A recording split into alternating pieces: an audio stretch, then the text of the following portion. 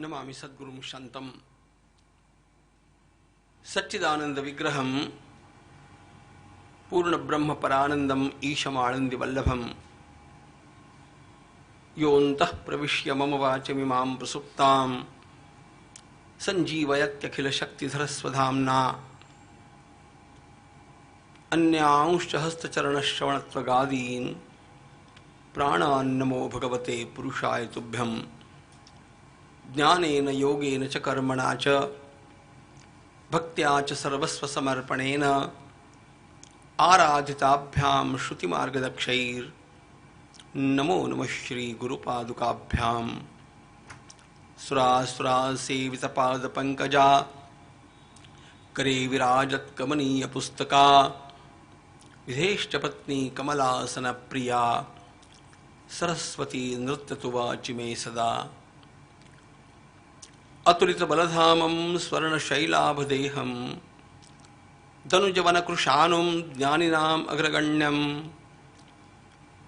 सकलगुणनिधानं वानराणामधीशं रघुपतिप्रियभक्तं वातजातं नमामि नीलाम्बुजश्यामलकोमलाङ्गं सीतासमारोपितवामभागं पाणौ महासायकचारुचापं नमामि रामं रघुवंशनाथं शुकासारिखे पूर्णवैराग्यजासे वसिष्ठा परिज्ञान योगेश्वरासे कवि वाल्मीकि सारखा मान्य ऐसा नमस्कार माझा सद्गुरु रामदासा माधुरी रसकल्लोलां शिवशक्त्यैकरूपिणीं अमृतानुभवार्थाय वन्दे ज्ञानेशनन्दिनीं यस्य वेदमयी वाणी यस्य देवमयी तनुः यस्य ब्रह्ममयी दृष्टिः स गुरुः पातु मां सदा।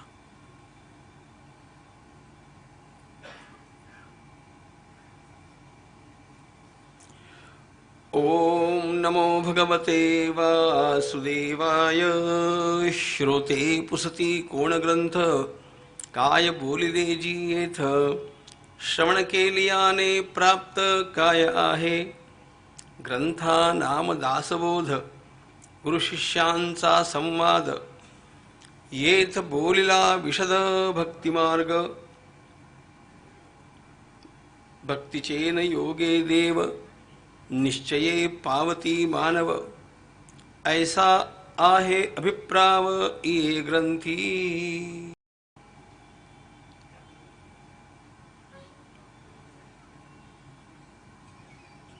मंगलमय परमात्मा की कृपा से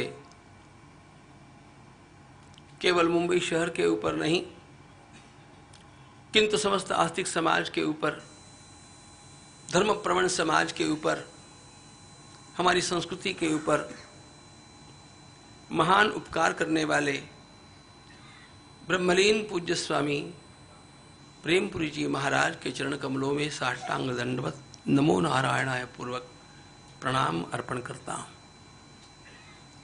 उनके ही इस कार्य को निरंतर अनेक वर्षों तक अपनी प्रेरणा से सतत आगे बढ़ाने वाले और बढ़ाने की प्रेरणा देने वाले, जिनके विशेष वात्सल्य का प्रसाद मुझे भी प्राप्त हुआ, ऐसे ब्रह्मलीन पूज्य स्वामी अखंडानंद जी महाराज, उनको भी अत्यंत आदर के साथ श्रद्धा के साथ स्मरण करता हुआ वंदन करता हूं। पूज्य स्वामी जी महाराज ने अभी अभी जो कहा कि वास्तव में प्रेमपुरी आश्रम ने अपना स्थान संपूर्ण विश्व में प्रथम क्रमांक पर लाया है, यह बात वास्तव में सत्य है। निरंतर सर्वत्र संचार करते रहना ये तो हम लोगों का स्वभाव ही है, और सर्वत्र जब संचार करते हैं तो अवलोकन करते ही रहते हैं। कोई ऐसा स्थान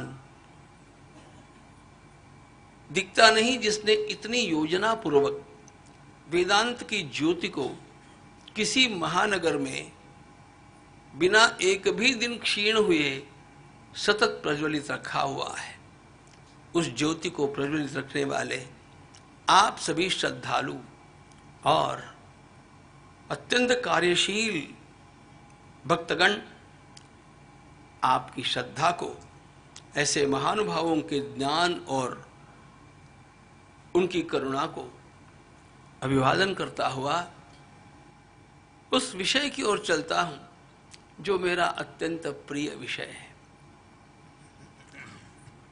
मुझे पता है कि हिंदी भाषी लोगों को यह नाम भी जरा अटपटा लगा होगा कि दासबोध पर बोलने वाले हैं, इसका तात्पर्य पता नहीं किस पर बोलने वाले हैं, ये क्या बला है। अब बला तो आपको नहीं लगी होगी क्योंकि मैं बोलने वाला हूं लेकिन ये एकदम अज्ञात विषय सा लगा भी होगा।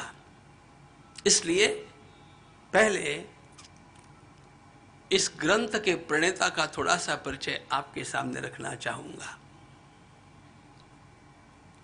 जिनके ग्रंथ के पन्ने हम लोग पलट रहे हैं, वह व्यक्ति, वह महाविभूति एक असामान्य विलक्षण युग पुरुष के रूप में पधारे। छत्रपति शिवाजी महाराज का नाम जानता नहीं ऐसा कौन है? हम सब लोग जानते हैं। छत्रपति शिवाजी महाराज के कार्य को उतने ही शक्ति प्रदान करने वाले समर्थ रामदास स्वामी न केवल महाराष्ट्र के लिए, संपूर्ण हमारे वैदिक धर्म के लिए और मानव जाति के लिए भी एक वरदान के रूप में आए। इसे हमें ध्यान में लेना चाहिए। समर्थ रामदास स्वामी वैसे सीधे कहा जाए तो श्री हनुमान जी के ही अंशावतार कहलाते हैं। वैसे आप लोगों को पता है कि हनुमान जी भी स्वयं वायुनंदन है, वायु के पुत्र हैं। वायु के 3 पुत्र, वायु के पहले पुत्र श्री हनुमान जी हैं। वायुदेव ने हनुमान जी को जन्म दिया। वायुदेव के दूसरे पुत्र हम देखते हैं, महाभारत की कथा याद होगी आपको, भीमसेन है। और उन्हीं के अंश के रूप में समर्थ रामदास स्वामी का जन्म महाराष्ट्र के मराठवाड़ा क्षेत्र के जाम्ब नाम के एक छोटे से गांव में हुआ। मैं उनका पूरा चरित्र आपके सामने रखने वाला नहीं हूं, उतना अवकाश नहीं है। मूलतः मुझे खेद भी इस बात का है कि आप लोगों ने कृपा पूर्वक इस कथा का आयोजन 7 दिनों के लिए किया। मुझे उसमें 2 दिन घटाने पड़े, लेकिन वो घटाने के लिए भी उतना प्रबल कारण था। आप सब लोग जिनका धन्य नाम जानते हैं, उन परम श्रद्धेय अशोक जी सिंघल का कल जन्मदिन था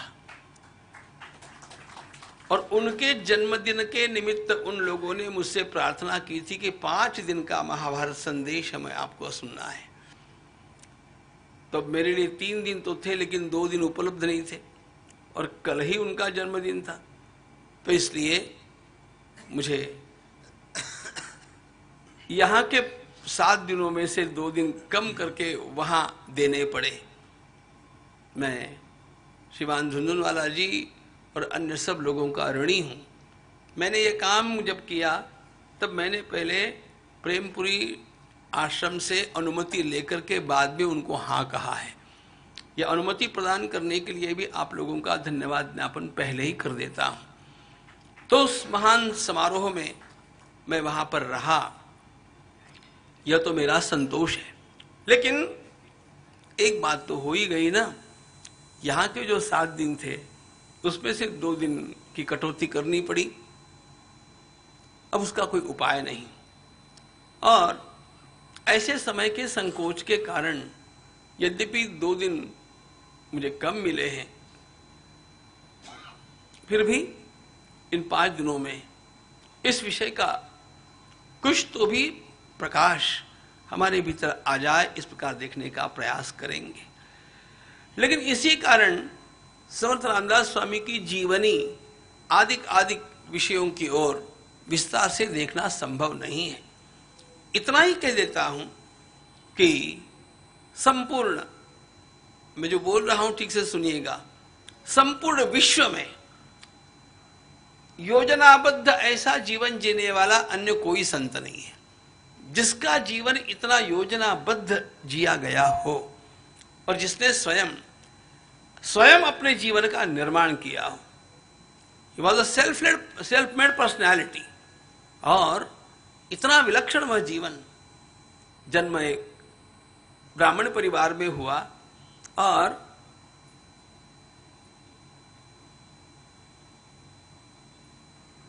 8-9 वर्ष का यह बालक अपने घर में छत के ऊपर बैठा बैठा रात्रि में रो रहा है। तो उनकी मां राणोजी माता जी ने पूछा, तुम्हें क्या हो गया नारायण, तुम्हें किस बात की चिंता है? उन दिनों विवाह जल्दी हुआ करते थे। तो 10 वर्ष के नारायण से पूछा, क्या तुम विवाह की चिंता करते हो? नारायण का उत्तर क्या है? आई चिंता करतो विश्वाची, चिंता करतो विश्वाची। नारायण का उत्तर यह है कि मैं देख रहा हूं हमारे मंदिर टूट रहे हैं, मैं देख रहा हूं ये गौ माताएं कट रही हैं, मैं देख रहा हूं हमारे घरों में से हमारी माताओं को, बहनों को खींच खींच करके अपहरण करके ले जाया जा रहा है। इस समाज को कौन बचाएगा? इस धर्म की रक्षा कौन करेगा?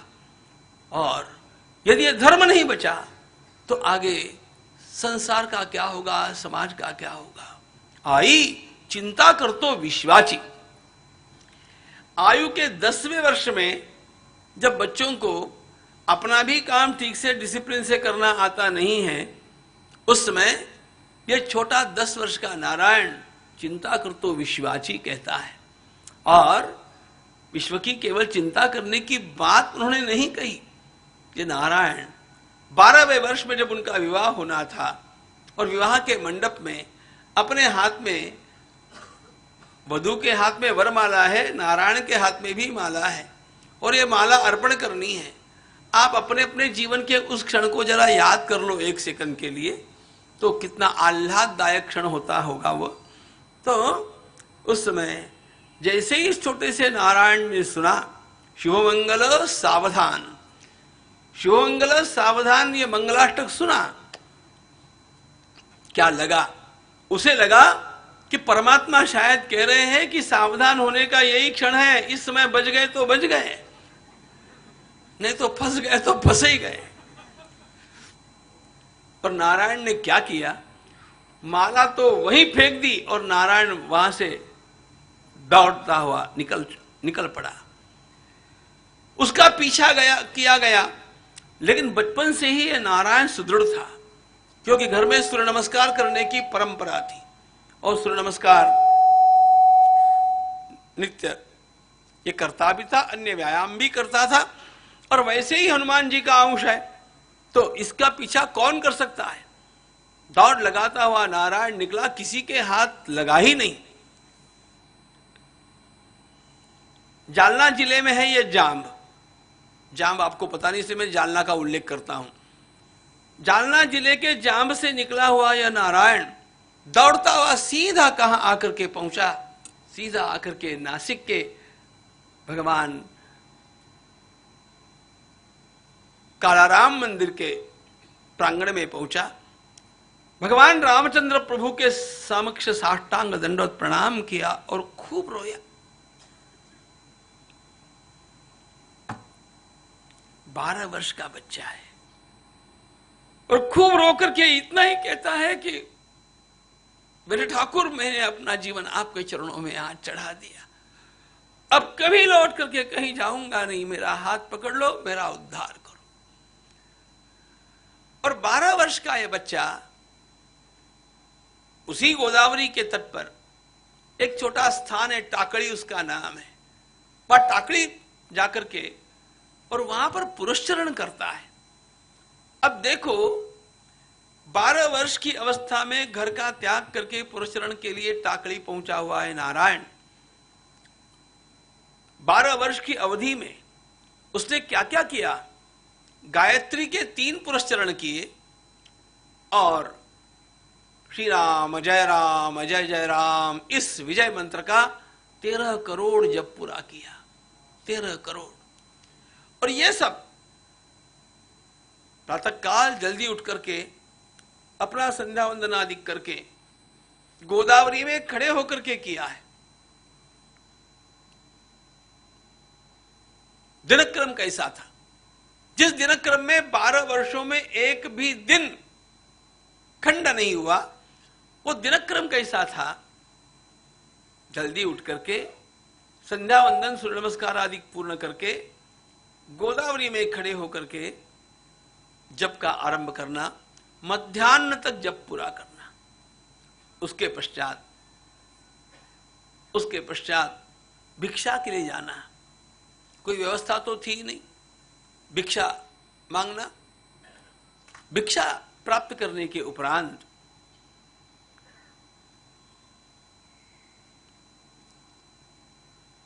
विभिन्न ब्राह्मणों के घरों में जाकर के जो ग्रंथ उन्होंने कृपा पूर्वक दिए होंगे, उन ग्रंथों को अपने हाथों से लिखना। प्रिंटिंग प्रेसेस थी नहीं उस समय, और कोई भी व्यक्ति अपना जेरोक्स आदि भी नहीं था, तो कोई भी व्यक्ति अपना ग्रंथ किसी को देने में हिचकिचाता था। तो कभी कोई दे भी देते थे विश्वास करके कि अच्छा बच्चा है, कोई कहते थे यहीं बैठ करके लिखो। तो अपने हाथ से ग्रंथों को लिखना, आपको आश्चर्य लगेगा, समर्थ रामदास स्वामी के उस समय के अपने स्वयं के हस्ताक्षर में लिखा हुआ वाल्मीकि रामायण का संपूर्ण ग्रंथ आज उपलब्ध है। वह महाराष्ट्र के धुलिया शहर में रखा हुआ है। मैं सबसे पहले धुलिया गया तो केवल उस ग्रंथ का दर्शन करने के लिए गया, क्योंकि समर्थ रामदास स्वामी ने अपनी आयु के 15वें 16वें वर्ष में उसको लिखा है। इतना सुंदर हस्ताक्षर और संपूर्ण ग्रंथ। कहीं पर ऐसा नहीं है कि कहीं आधा छूट गया, उधर रह गया, उतना ही मिला। परमात्मा की कृपा से हमारे देश में ग्रंथों को हिफाजत से रखने वाले भी अनेक लोग रहे। उसमें यह वाल्मीकि रामायण का ग्रंथ उनके हाथों से लिखा हुआ आज भी उपलब्ध है, सुरक्षित है, पूर्ण है, एक भी श्लोक कम नहीं। यह तो उन्होंने अपनी साधना के रूप में लिखा, लेकिन अन्य भी ग्रंथ जो उनको छोटे मोटे पढ़ने होते थे, वे विप्रों के पास जाना, उनसे याचना करना। कभी कोई पढ़ने के लिए देता था, कभी कहता था भैया यहां पर बैठो, उसका लेखन करो, अपनी प्रति बनाओ और ले जाओ। आप लोग कितनी गीताएं पढ़े हैं? एक गीता पढ़ते पढ़ते थक जाते हैं हम लोग। समर्थ रामदास स्वामी ने आरंभ में ही स्वयं के इस ग्रंथ की जो बिब्लियोग्राफी दी है, उसमें 12 गीताओं का वर्णन है। वो तो देखेंगे बाद में, लेकिन मैं दिनचर्या बतला रहा था। फिर ग्रंथों को लिखना, उनको पढ़ना, और फिर सायंकाल में हमारे तीर्थ क्षेत्रों में सत्संग तो होता ही रहता था। आप लोग यहां पर अखंड सत्संग कर रहे हैं, तीर्थों में सत्संग होता ही रहता है। इसलिए सायंकाल में किसी का श्रवण करने के लिए जाना, और श्रवण करके आकर के और कुछ अध्ययन करके फिर विश्राम करना।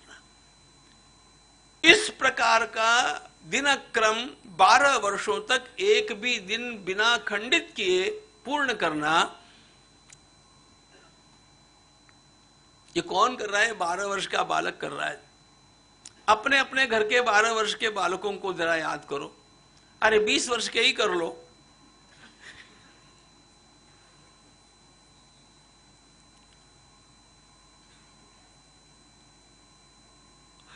This is a book of life management. मुझे कहना यह है कि लाइफ मैनेजमेंट केवल रामदास स्वामी ने कहा नहीं है, रामदास स्वामी ने स्वयं का जीवन इस प्रकार मैनेज करके दिखाया है। और 12 वर्ष की अवस्था से दिखाया है। बच्चों के पीछे पढ़ना पड़ता है, अरे पढ़ो पढ़ो पढ़ो पढ़ो पढ़ो, तब भी पता नहीं पढ़ते हैं कि नहीं। हम लोग भी व्यायाम करते हैं तो कभी कभी करते हैं, कभी कभी नहीं करे तो अच्छा ऐसा लगता है। हमारा जप भी कभी कभी हम पूरा करते नहीं, सोच लेते कल दुगना कर लेंगे चलो, जबकि हम वयस्क लोग हैं और सुविधा उपलब्ध है। ऐसे वातावरण में रहते हैं जहां कोई सुविधा नहीं थी, वहां पर यह 12 वर्ष का बच्चा इस लगन के साथ कि रोज सूर्य नमस्कार पूरे होने ही चाहिए, रोज इतना जब पूरा होना ही चाहिए, रोज कुछ न कुछ लिखना ही चाहिए, बिना लिखे एक भी दिन रुकना नहीं, ये उनका नियम था। सामाजिका ही तरीते लिहावे, प्रसंगी अखंडित वाचित जावे। सामाजिका ही तरीते लिहा, रोज कुछ न कुछ लिखे बिना रहना नहीं, अखंड वाचन करते रहना। कितना प्रगल्भ ज्ञान उन्होंने प्राप्त किया है, बाद में देखेंगे धीरे धीरे। लेकिन 12 वर्षों तक अखंड रूप से बिना एक भी दिन का खंड किए इस प्रकार का साधन किया। भगवान श्री राम का दर्शन तो उन्हें 8वें वर्ष में ही हो चुका था, लेकिन इस साधना के काल में तो भगवान श्री राम के साथ पूर्ण ही अभेदता हो गई। 12 वर्ष की अवस्था में घर छोड़ा, 12 वर्षों तक यह घोर तपस्या नासिक के समीप टाकड़ी स्थान पर, जहां पर आज उनका मठ भी है, कि उसके पश्चात क्या किया? उसके पश्चात 12 वर्षों तक संपूर्ण देश का प्रवास किया, तीर्थ यात्रा की। ये तीर्थ यात्रा जो है हमारे यहां साधकों के लिए तीर्थ यात्रा कही गई है। साधक को चाहिए कि वह थोड़ी बहुत तो भी तीर्थ यात्रा करे। यह तीर्थ यात्रा उन्होंने योजना पूर्वक 12 वर्षों तक अखंड रूप से की। तीर्थ यात्रा में क्या किया? तीर्थ यात्रा में उन्होंने कुंभ में जाकर के स्नान किया, समष्टि में खाया पिया,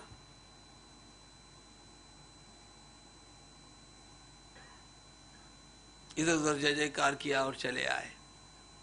ऐसा नहीं किया। समर्थ रामदास स्वामी की तीर्थ यात्रा के 12 वर्ष ये देश की लोक स्थिति के निरीक्षण के 12 वर्ष थे। उन्होंने इस समाज को समझना चाहा। वे अत्यंत जागरूक व्यक्ति थे। क्या देखा उन्होंने इस 12 वर्ष के कालखंड में इस समाज का चित्रण? आसे तो हिमाचल यात्रा उनकी हुई, ऐसा कोई तीर्थ नहीं जहां पर वो गए नहीं। लेकिन देखा उन्होंने क्या? उन्होंने देखा सारा समाज संत्रस्त है। यवनों का आक्रमण, यवनों के आक्रमण के कारण समाज की छिन्न विच्छिन्न दशा, टूटते हुए मंदिर, कटती हुई गौ माता, अपहरण की जाती हुई अपनी माता बहन, इस सारे निरीक्षण में एक प्रसंग उनके अंतःकरण के ऊपर बहुत बड़ा परिणाम कर गया। वो प्रसंग क्या था? समर्थ रामदास स्वामी, जिनका पूर्ण नाम नारायण था, लेकिन बाद में रामदास के रूप में मैं भगवान श्री राम का दास हूं, ये उनकी भावना, इसलिए रामदास के रूप में स्वयं को प्रस्तुत करते हुए वे रामदास हुए। लेकिन वे भगवान का नाम समर्थ के रूप में लेते थे। समर्थ रामदास स्वामी ये उनका नाम नहीं है, वे समर्थ कहते हैं भगवान को। केवल मेरे प्रभु श्री राम समर्थ है। समर्थाचिया सेवका वक्रपा है, असा सर्वभूमंडली कोण आहे। जयाची लीला वर्णिती लोकतीनी, नुपेक्षी कदा रामदासाभिमानी। समर्थाचिया सेवका व कृपा है, ऐसा समर्थ कहते हुए भगवान श्री राम को, लेकिन उनके मुख में निरंतर श्री राम समर्थ, श्री राम समर्थ, श्री राम समर्थ, श्री राम समर्थ, ये शब्द सुनते सुनते लोगों ने उन्हीं को समर्थ कहना शुरू कर दिया। तो चलो, ये समर्थ रामदास स्वामी अपने 12 वर्ष के इस पूरे प्रवास में एक प्रसंग को देख करके अत्यंत दुखी हुए, हृदय उनका विदीर्ण हो गया। प्रसंग क्या था? जन्माष्टमी के लिए मथुरा जी में बहुत बड़ा मेला लगा था, और जन्माष्टमी पर अब भी वृंदावन में, मथुरा जी में, श्रीनाथ जी में सर्वत्र उत्सव तो होते ही है। तो उसी प्रकार का वहां पर मेला था। उस मेले में समर्थ रामदास स्वामी भी दर्शन के लिए गए हुए थे। दर्शन के लिए गया हुआ यह साधु दिखता क्या है? एकाएक कोलाहल हुआ। कोलाहल होकर के लोग डर करके इधर उधर भागने लगे। एकाएक वहां पर 50-60 यवन आए, जो नौका में से बैठ करके आए थे, जमुना जी को पार करके यहां पर आए। 50-60 की संख्या में थे। और उन्होंने किया क्या? उन्होंने मेले में भगवान के दर्शन के लिए एकत्रित हिंदू समाज की, जो उनको अच्छी लगी, ऐसी कन्याओं को, ऐसी महिलाओं को चुन चुन करके अलग किया, और उन लोगों ने 51 कन्याओं का वहां से अपहरण किया। उनको सीधे बैठा दिया नौकाओं में। रामदास स्वामी ने क्या देखा? हजारों लोगों की भीड़ वहां पर थी, और 50-60 लोग आकर के महिलाओं का अपहरण करके उनके सामने जा रहे हैं, लेकिन कोई कुछ नहीं बोल पा रहा है, कोई कुछ नहीं कर पा रहा है। हजारों लोगों की संख्या, 50-60 लोग आकर के उनकी आंखों के सामने उनकी माता बहनों का अपहरण करके ले जाते हैं, और पूरा समाज केवल देखता रह जाता है, और यही बाद में चर्चा करता है, क्या करना, क्या करना, क्या करना, क्या करना। रामदास स्वामी ने भी वहां पर कुछ नहीं किया, क्योंकि यह उनका निरीक्षण का पर्व था। जिस समाज में मुझे काम करना है, वो समाज कैसा है, ये मुझे पहले जानना चाहिए। उस समाज के बलस्थान क्या है, उस समाज की दुर्बलता क्या है, उस समाज की आशा आकांक्षाएं कैसी है, उस समाज को यदि उठाना होगा तो क्या करना चाहिए। रामदास स्वामी का स्वभाव चिंतनशील स्वभाव है। ये भोजन भट्ट कभी नहीं रहे। आजकल हमारे यहां सब भंडारों पर ही भर्ती हो गया, जोर उसी पर हो गया। स्वाध्याय करने वाले और लोगों को ज्ञान का दान देने वाले ऐसे महात्मा कहां आपको मिलेंगे। रामदास स्वामी चिंतन करने वाले थे। अखंड चालनाची करावी, उनका एक वाक्य है। ऐसे अनेक वाक्य आप देखते रहेंगे। अखंड चालना करावी, एकांत में बैठ करके चिंतन करना चाहिए कि मैंने क्या देखा, वो घटना ऐसे क्यों घटी, इसके कारण क्या थे, उसके परिणाम क्या थे। वे चिंतनशील थे, निरीक्षण उन्होंने किया।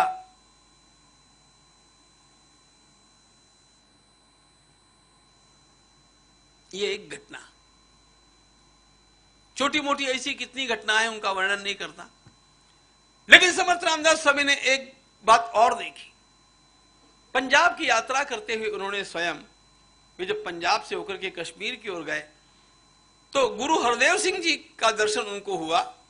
तब उन्होंने देखा कि अरे, संपूर्ण देश में जब एक भय का वातावरण है, केवल ये पंजाब खड़ा है, और ये पंजाब खड़ा है ये केवल गुरुओं की परंपरा के कारण खड़ा है। और इन गुरुओं ने पंजाब में इन लोगों को क्या सिखाया? इन लोगों को प्रतिकार करना सिखाया। ये सारी बातें समर्थ रामदास स्वामी अपने प्रवास में देखते रहे। 12 वर्षों तक ये चला। 36 वर्ष की अवस्था में वे पुनः महाराष्ट्र में लौटे हैं। 12वें वर्ष में तपस्या के लिए गए। 12 वर्षों तक तपस्या की, 24 वर्ष के हुए। वहां से 12 वर्षों तक उन्होंने केवल देश का प्रवास करके लोक स्थिति देखी। जिस समाज में काम करना है उस समाज का पहले अवलोकन करना पड़ता है। महात्मा गांधी की आत्मकथा आप लोगों ने पढ़ी होगी, नहीं पढ़ी होगी तो पढ़नी चाहिए। लेकिन महात्मा गांधी जी के राजकीय गुरु गोखले जी थे, और गोखले जी ने गांधी जी को एक बात कही थी, देखो गांधी जी, यदि आपको इस देश में काम करना है तो पहले 1 वर्ष तक केवल चुपचाप इस देश में घूमो, इस देश का निरीक्षण करो। और गांधी जी ने 1 वर्ष पूरा केवल इस देश में भ्रमण करने में व्यतीत किया, just to observe the people.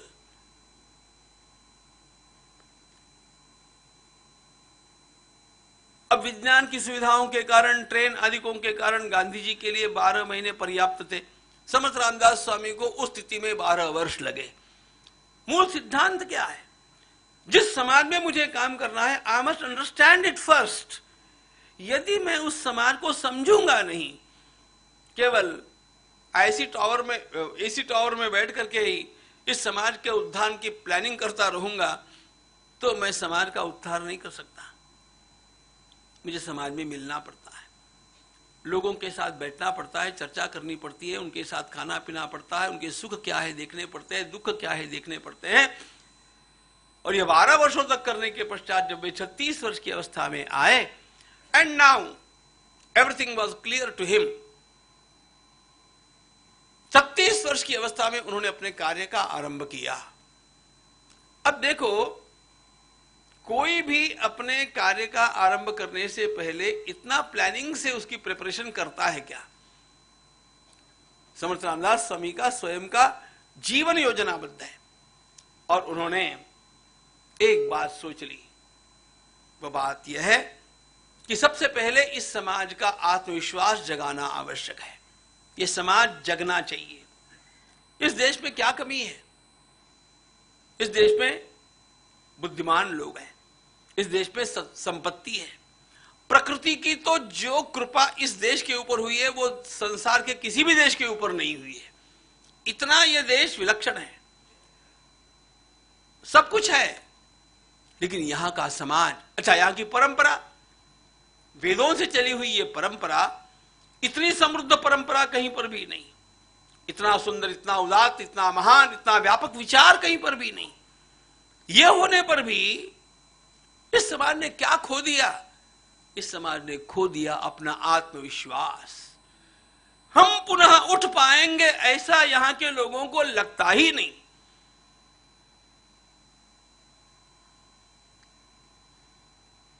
इन लोगों के अंतःकरण में इस विश्वास को निर्माण करने के लिए इनके सामने वह देवता होनी चाहिए जिसने जुग जुगों का अंधकार समाप्त किया हो।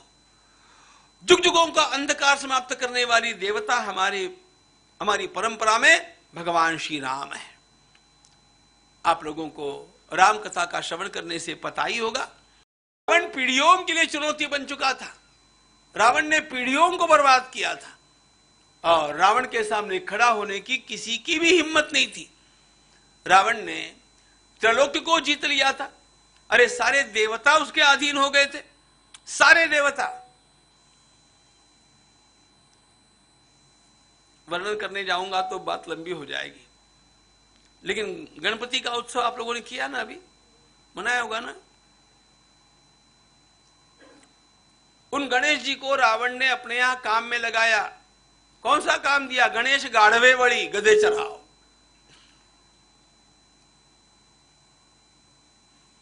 गणपति बुद्धि की देवता है, निर्बुद्ध का काम करने के लिए उसको लगा। रावण का राज ऐसा ही होता है। सभी देवता, अग्निदेव को कहा रास्ते साफ करो, स्वच्छ भारत। ये वायुदेव को कहा, अग्नि को काम दिया है सबके कपड़े स्वच्छ करने का। ये शनि महाराज, जिसकी ओर देखते उसका नाश। रावण ने शनि को पकड़ करके अपने सिंहासन के नीचे ऐसा उल्टा पटका कि कभी वो ऊपर देखे। शनि की दृष्टि खराब है ना, तो शनि की दृष्टि मेरी ओर जाए ही नहीं है, परमानेंट व्यवस्था रावण ने कर ली। रावण ये सब कुछ इसलिए कर सकता था कि रावण एक और शस्त्रास्त्र विद्या का ज्ञाता था, दूसरी ओर मंत्र विद्या का ज्ञाता था। रावण सबके ऊपर भारी इसलिए पड़ता था क्योंकि रावण, फिर मैं रामकथा क्यों ले आ जाऊंगा। रावण का जन्म जिनसे हुआ है, रावण की मां का नाम केकसी है, वो दैत्य कन्या है, असुर कन्या है, और रावण के पिता विश्रवस है। तो पिताजी से उसको मंत्र विद्या प्राप्त हुई है और मातुल ग्रह से उसको शस्त्र विद्या प्राप्त हुई है। दो ही विद्याएं अत्यंत प्रबल होती है और ये दोनों विद्याएं जानने वाला उस समय कोई नहीं था। ऋषियों के पास मंत्र विद्या है लेकिन शस्त्र विद्या नहीं है, क्षत्रियों के पास शस्त्र विद्या है लेकिन मंत्र विद्या नहीं है। इसलिए रावण पीढ़ियों तक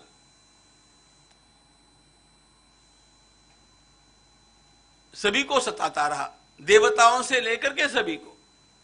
सारे लोकपाल उसके अंकित थे।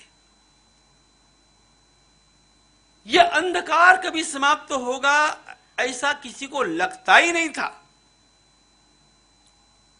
उस समय भगवान श्री राम का अवतरण हुआ और मानव लीला के रूप में भगवान श्री राम ने वो करके दिखाया जो कोई करके नहीं दिखा सकता। विजेतव्या लंका चरण तरणीयो जलनिधि विपक्ष पौलस्त्यः रणभुवि सहायाश्च कपयः तथाप्येको रामः सकलमवधीद्राक्षसकुलं क्रिया सिद्धि सत्वे भवति महतां नोपकरणे। विजेतव्या लंका, जिस स्वर्ण की लंका तक कोई पहुंच नहीं सकता था, माई का लाल 100 योजनों का सागर बीच में लहराता था, उस लंका को जीते कैसे? अरे ये वो लंका है, इतनी सुरक्षित लंका है।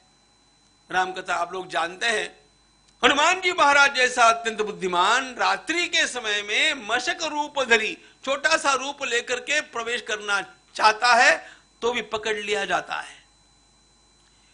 इतनी रावण की सिक्योरिटी टाइट थी।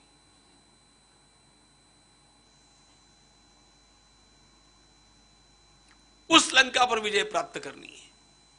विजेतव्या लंका चरण तरणीयो जलनिधि विपक्ष पौलस्त्यः, सामने रावण है। अच्छा, सहायता के लिए कौन है भगवान श्री राम के? वानर भालुओं की सेना। थोड़ा सा कल्पना के लिए आपको एक आधा क्षण में देता हूं। कल्पना करो, भगवान श्री राम के ऊपर जो आपत्ति आई, भगवती सीता जी का जो अपहरण हुआ, ऐसी आपत्ति हमारे ऊपर आती तो हम लोग क्या करते? सबसे पहले एक लाइटनिंग कॉल करते अयोध्या जी में कि भरत भैया तुम्हारी भाभी का अपहरण हो गया, जल्दी आओ, सेना लेकर के आओ, I am just helpless. SOS। क्या किया भगवान ने? अयोध्या के एक भी निवासी को भनक नहीं है। भगवान श्री राम ने कोई समाचार नहीं भेजे। आश्चर्य की बात आपको लगनी चाहिए कि भगवती जानकी की मुक्ति के लिए जो संग्राम हुआ है लंका में, भगवती जानकी अयोध्या की राजस्नुषा है। वहां पर अयोध्या के सैनिक कितने हैं? केवल 2, भगवान श्री राम और लखनलाल जी, तीसरा कोई नहीं। संपूर्ण युद्ध हो चुकने के पश्चात भी भरत जी को पता नहीं है कि इतना बड़ा युद्ध लंका में हुआ। भगवान ने क्या किया? एक ही संकल्प है भगवान का, मेरे कार्यकर्ता मैं खड़े करूंगा, मेरी सुविधाएं मैं जुटाऊंगा, आई वोंट डिपेंड। सारा समाज जब डिपेंडेंस की ओर चलता है ना, समाज लाचार लाचार बनता जाता है। इसलिए हमारे अच्छे दिन वाले प्रधानमंत्री जी के साथ आपका क्या मतभेद या नहीं मतभेद मुझे पता नहीं है, लेकिन एक बात तो मुझे अच्छी लगती है कि समाज को जो मुफ्त में खाने की आदत लगी है ना, फ्री चाहिए फ्री चाहिए, ये आदत तोड़ने वाला कोई तो भी इस देश को चाहिए था, वो इस देश को मिल गया।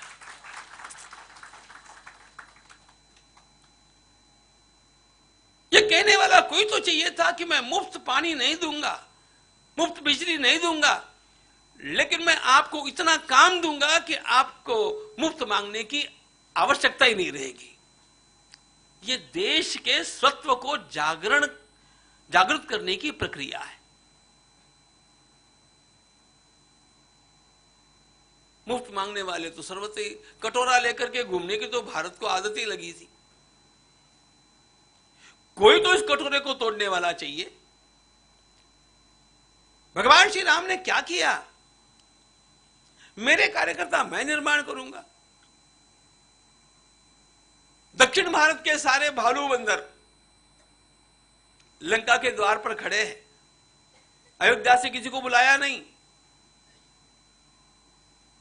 यह जो सेल्फ रिलायंस है, अपने स्वयं के ऊपर निर्भर होकर के अपने सारे कामों को खड़ा करने की वृत्ति, रामदास स्वामी ने विचार किया कि यह भगवान श्री राम का सत्व, यह भगवान श्री राम का कस इस देश में जगना चाहिए।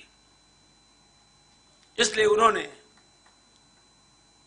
दैवत के रूप में सामने रखा है भगवान रघुनंदन को, और लोगों के सामने वही चरित्र कहा कि अरे जुग जुगों तक नहीं मिटेगा, इस प्रकार का अंधकार फैल गया था। उस समय भी भगवान श्री राम ने वो करके दिखाया। हमारे सामने वो आराध्य होना चाहिए, और उसको याद करो, आपके भीतर उसकी शक्ति जगेगी। इसलिए उन्होंने इस देश को मंत्र दिया, जय जय रघुवीर समर्थ। एक बार बोलिए, जय जय रघुवीर समर्थ।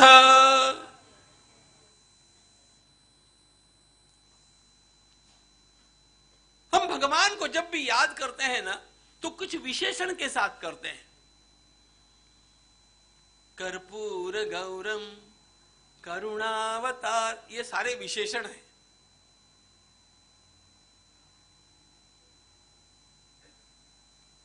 कैसे भगवान चाहिए हमें? करुणा से भरे हुए चाहिए, बात सही है। पतित पावन सीताराम, पतितों को पावन करने वाले चाहिए, बात सही है। वीरों का उद्धार करने वाले चाहिए, बात सही है। भगवान श्री राम के सारे विशेषण बाद में उन्होंने कहा, पहले मुझे जो देवता चाहिए वो शक्तिमान, समर्थ। समर्थ का अर्थ है शक्तिमान, जो झुकेगा नहीं, जो कुछ करके दिखाएगा और मानवीय मर्यादाओं में रह करके दिखाएगा।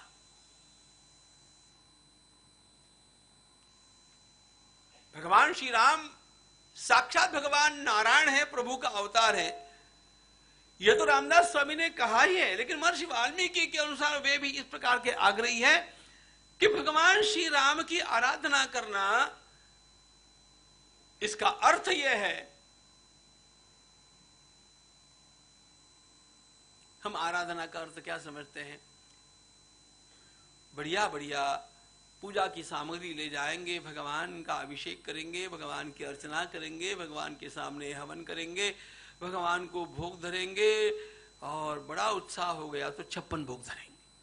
उसमें तो अपना उत्साह बहुत है, बहुज।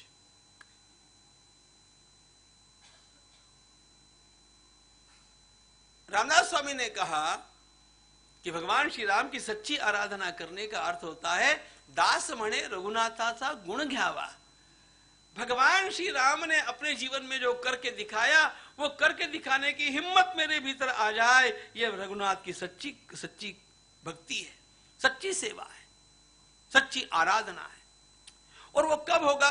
जब उनके कुछ गुणों का मेरे भीतर संक्रमण होगा।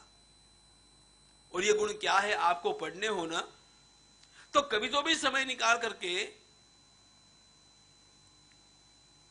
वाल्मीकि रामायण के अयोध्या कांड के पहले सर्ग को पढ़िए, अथवा आपको जानने हो ना तो थोड़ा गा लीजिए। सद्गुणों की साधना में ध्येय ज्योति नित जले। सद्गुणों की साधना में ध्येय ज्योति नित जले। सद्गुणों की साधना में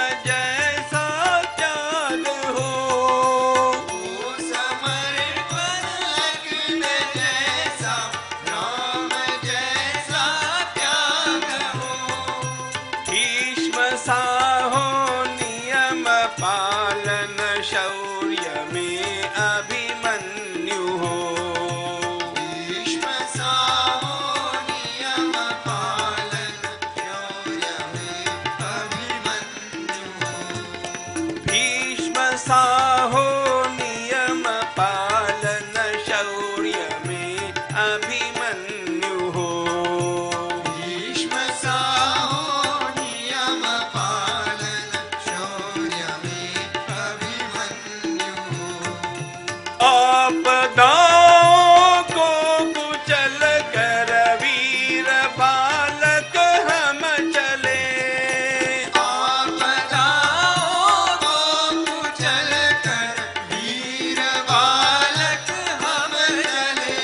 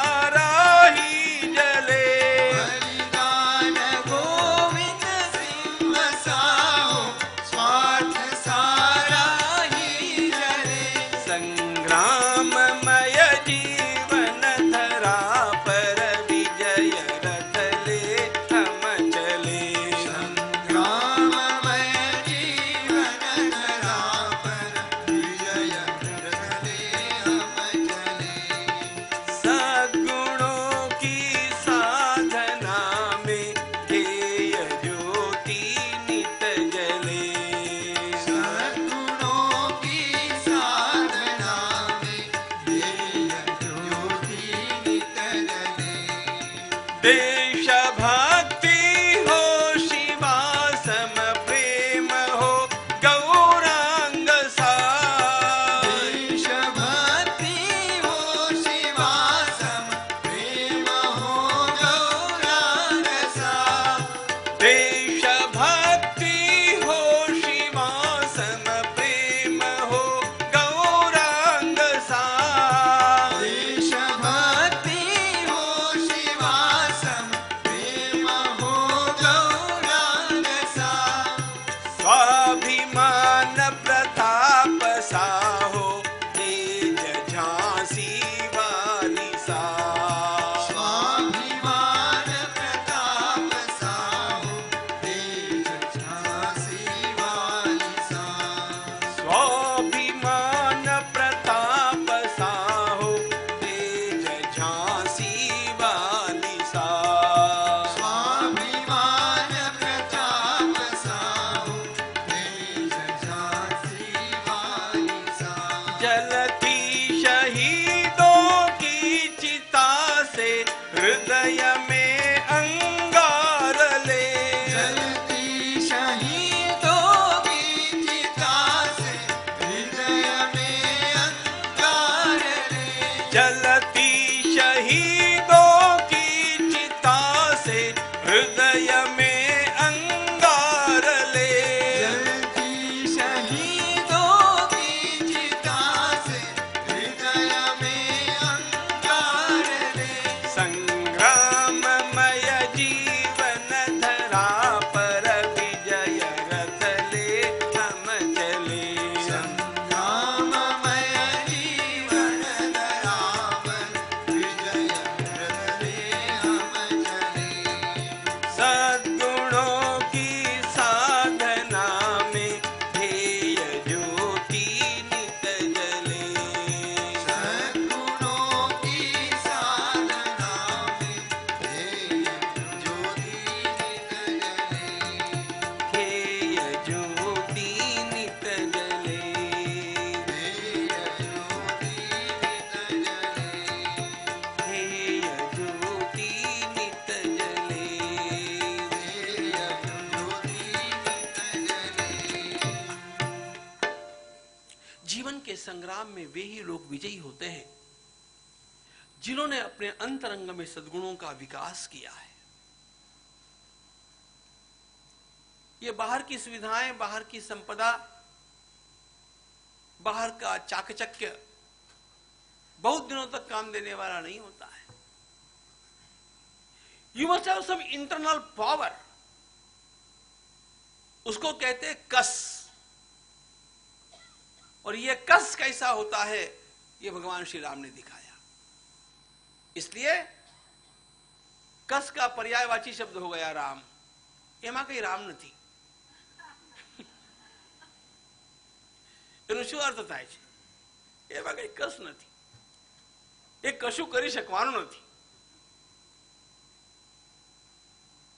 વિજેતવ્યાલંકા ચરણ તરણીયો જલનિધિ विपक्ष पौलस्त्यः रणभुवि सहायाश्च कपयः तथाप्येको रामः सकलम् अवधीद्राक्षसकुलं क्रियासिद्धिः सत्त्वे भवति महतान्नोपकरणे।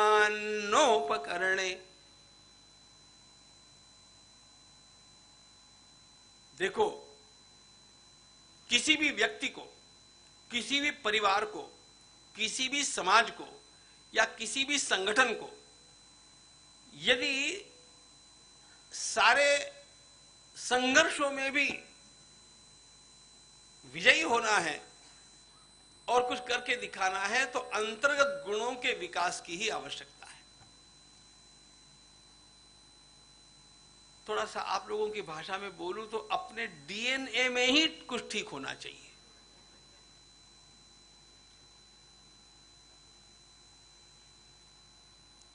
हर संगठन का एक डीएनए होता है। शारीरिक डीएनए की बात नहीं कर रहा हूं, आप मेरी बात को समझ गए। अंतर्गत गुण, द इंट्रिंसिक पावर, और वो जगानी है भगवान श्री राम की आराधना उपासना देते समय रामदास स्वामी को एक बात का पता है कि यह देश अध्यात्मनिष्ठ है, भक्तिनिष्ठ है। उनका स्वयं का जीवन भक्ति का एक प्रवाह है।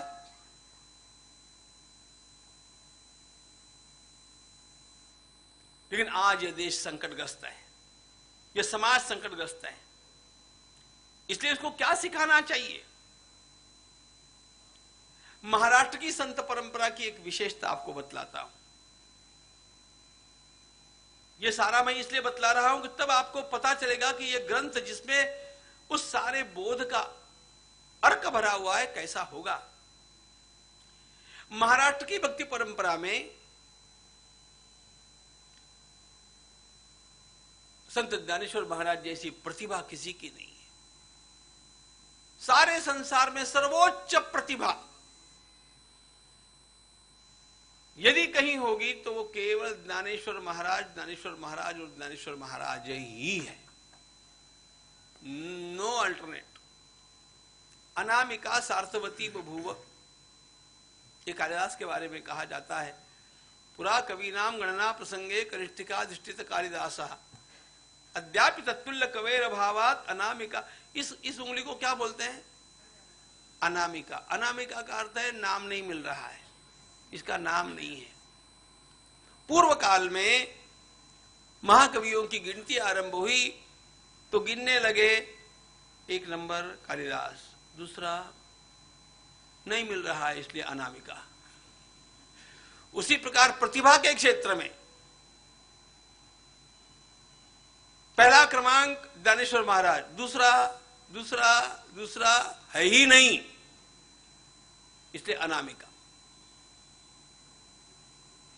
मैं क्या बोल रहा हूं इसको जानने के लिए आपको ज्ञानेश्वरी का ही अध्ययन करना पड़ेगा। अध्यात्म और काव्य। अब यहां बैठा हूं तो मुझे पूज्य स्वामी अखंडानंद जी महाराज की याद आ रही है। एक बार प्रेम कुटीर में हम बैठे थे, महाराज के दर्शन के लिए मैं गया था और बोलते बोलते महाराज ने एक बड़ी सुंदर बात बतलाई। महाराज ने कहा कि आपके ज्ञानेश्वर महाराज का सिद्धांत है ना, काव्य के रस में इतना डूब जाता है कि उसको खोज करके निकालना पड़ता है। सिद्धांत तो वही है लेकिन काव्य का रस इतना है। प्रतिभा, उत्तुंग प्रतिभा।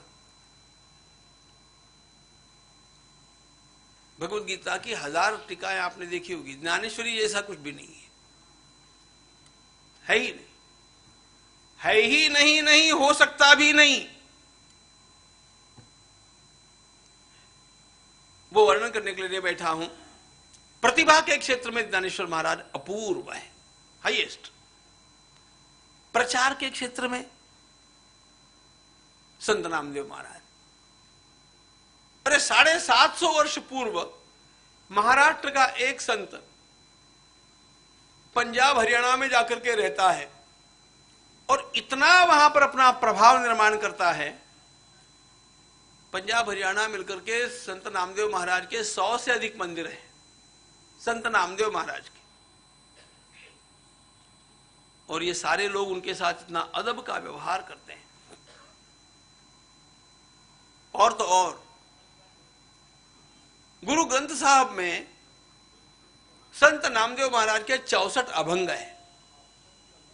किसी के भी धर्म ग्रंथ में प्रवेश कर लेना कितना कठिन है। प्रचार,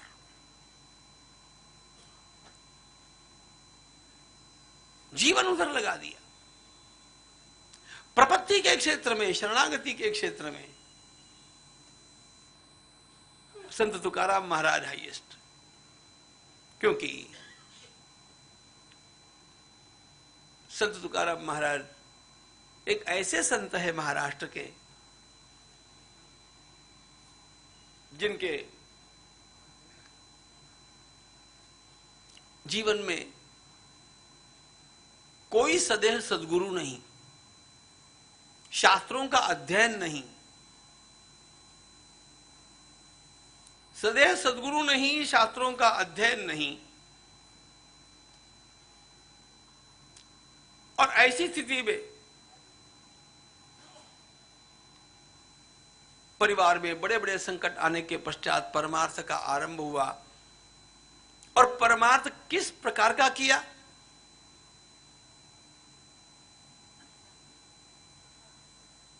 महाराष्ट्र की संत परंपरा में शिरोमणि संत माने जाते तुकाराम महाराज। तुका झाला से कळस, सबसे ऊंचे। और बल क्या था? केवल प्रपत्ती, शरणागती। पाण्याबाहेर मासोळी तैसा तुका तळमळी। दो संत आपको ऐसे मिलेंगे जिनके जीवन में यह सब आपको दिखेगा। ठाकुर रामकृष्ण परमहंस देव के भी जीवन में यही है, व्याकुलता के बल पर परमात्मा की प्राप्ति। तुकाराम महाराज की 15 दिवसा माझी साक्षात्कार झाला, विठोबा भेटला निराकार। तो उनके जीवन में दिखती है प्रपत्ति, शरणागति की महत्ता। भगवान कैसे मिलेंगे जी? हमने तो शास्त्र पढ़े नहीं, कोई सद्गुरु में प्राप्त नहीं हुआ।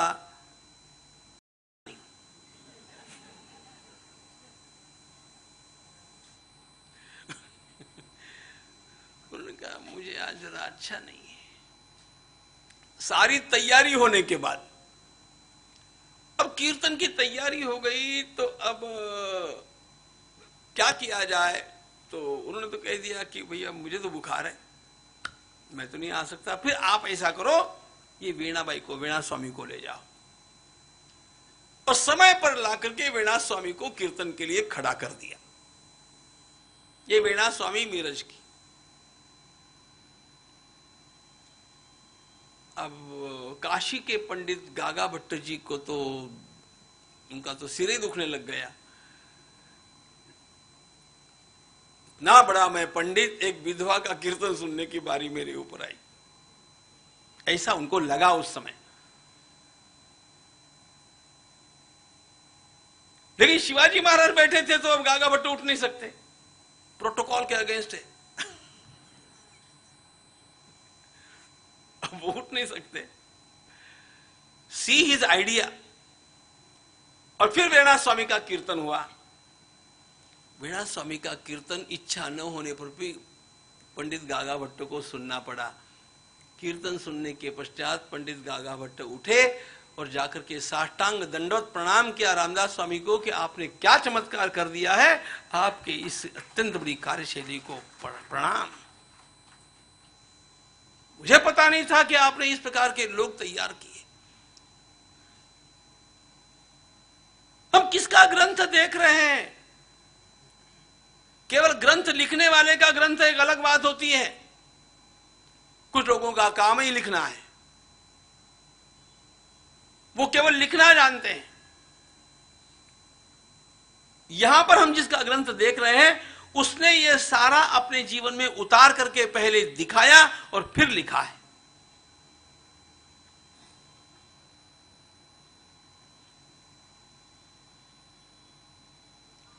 स्वामी विवेकानंद कहा करते थे,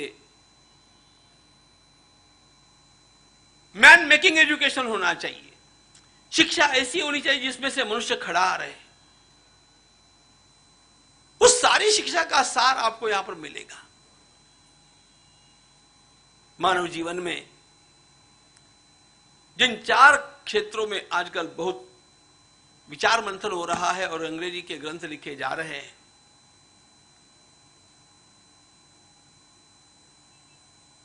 सेल्फ हेल्प, आत्मविकास, मैनेजमेंट, प्रबंधन शास्त्र, रिलेशनशिप, मानवीय संबंध और लीडरशिप, नेतृत्व गुणों का विकास, इन चारों क्षेत्रों में जो कुछ लिखा गया, मैं अनेक बार ये बात बोलता हूं, प्रबंधन का सारा कुछ आपको महाभारत में मिलेगा। सेल्फ हेल्प का सारा कुछ आपको योग वासिष्ठ में मिलेगा। जितना आज लिखा गया है उससे कितना गुना अधिक मिलेगा। रिलेशनशिप के बारे में जो कुछ होगा वो सब कुछ आपको राम कथा में मिलेगा। और लीडरशिप के बारे में जो कुछ है वो आर्य चाणक्य में मिलेगा। इन सब में मिलाकर के जो कुछ है वो सारा आपको एक दासबोध में मिलेगा। It's a book of that height. और यह ग्रंथ ऐसा है नहीं कि जिसको रामदास स्वामी ने एक बार बैठ करके लिखा। दासबोध समय समय पर वो लिखवाते रहे। आप कभी शिवसरगढ़ गए नहीं होंगे, कुछ लोग गए होंगे यहां पर म्यूजिक। उस सुंदरवन के स्थान में एकांत में बैठ करके अपने शिष्य कल्याण स्वामी के द्वारा उन्होंने इस ग्रंथ को लिखवाया। ग्रंथ नाम है दासबोध गुरु शिष्यांचा संवाद। कल्याण स्वामी प्रश्न पूछते हैं कि इस बारे में आपका क्या मत है, इस बारे में आपका। रामदास स्वामी बोलते जाते हैं। और ऐसा एक बार लिखा, फिर और समय मिला दूसरी बार लिखा, फिर और समय मिला तीसरी बार लिखा, उसमें एडिशन होता गया।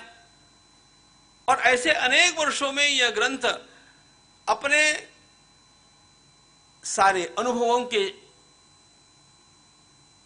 सार के रूप में तैयार होता गया।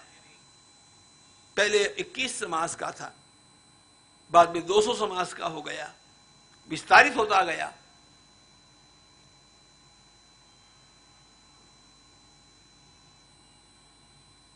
संकलन होना, संपादन होना, विस्तार होना, यह क्रम उनके जीवन काल में चलता रहा। यह बात इसलिए महत्वपूर्ण है कि मनुष्य जब एक बार लिख चुकता है ना एक बात को, तो जो लिख दिया, लेकिन उनके जीवन का मंथन जो चलता रहा वो इसमें पुनः पुनः पुनः पुनः जुड़ता रहा। एक आइडिया आपने कभी सुनी है क्या? अंग्रेजी में ऐसा होता है, loose leaf encyclopedia. Loose leaf, इसका मतलब है एनसाइक्लोपीडिया तो है, हमने ग्रंथ को तैयार तो कर दिया, लेकिन ज्ञान का विस्तार होता जाएगा तो वो अगला इसमें नहीं आएगा, तो वो इसमें जुड़ता भी जाएगा। यह समर्थ रामदास स्वामी के जीवन भर का लूज लीफ एनसाइक्लोपीडिया है। जिस जिस विषय का उनको विशेष कुछ लगा वो इसमें जुड़ता गया और 200 समास लिखे गए। इसके 20 दशक हैं, एक एक दशक में 10-10 समास हैं। आप अध्याय कहिए, रामदास स्वामी का शब्द समास है। और ये एक्चुअली क्या है, भिन्न भिन्न विषयों को लेकर के लिखे गए ये 200 निबंध है। और कभी भी एक विषय दूसरे में जाता नहीं है, वो जो जहां है वहीं पर। रामदास स्वामी की संपूर्ण विशेषता ये प्लानिंग है। He is a master planner. इतना बढ़िया। अच्छा, एक ग्रंथ नहीं दिया उन्होंने, ऐसा इतना लिखा है।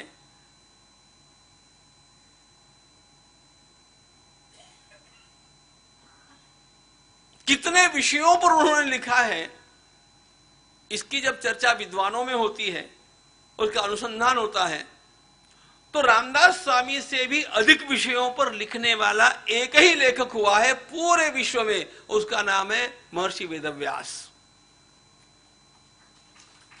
वेदव्यास जी के पश्चात दूसरा कोई ऐसा हुआ नहीं जिसने इतने विषयों पर लिखा है। सेकंड नंबर रामदास स्वामी ही है। और विशेषता क्या है, मैं जब रामदास स्वामी के जीवन का विचार करता हूं ना, तो बड़ी अजीब अजीब बातें मेरे मन में आती हैं। इस ग्रंथ से मुझे प्रेम इसलिए बचपन से हो गया कि हमारे पिताजी ने हम लोगों को नियम लगाया था रोज सायंकाल में 2 समास पढ़ना। इसलिए बचपन से यदि मैंने किसी ग्रंथ का चिंतन किया है तो वो ये ग्रंथ है, which has influenced me a lot.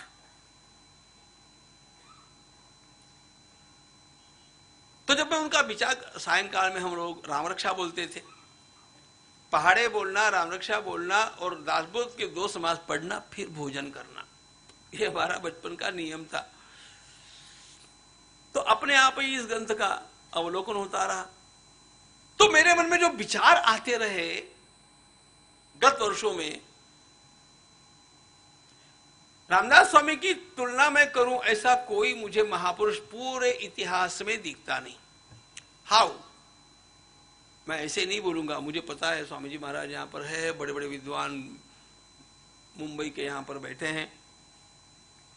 देखो, प्राचीन काल में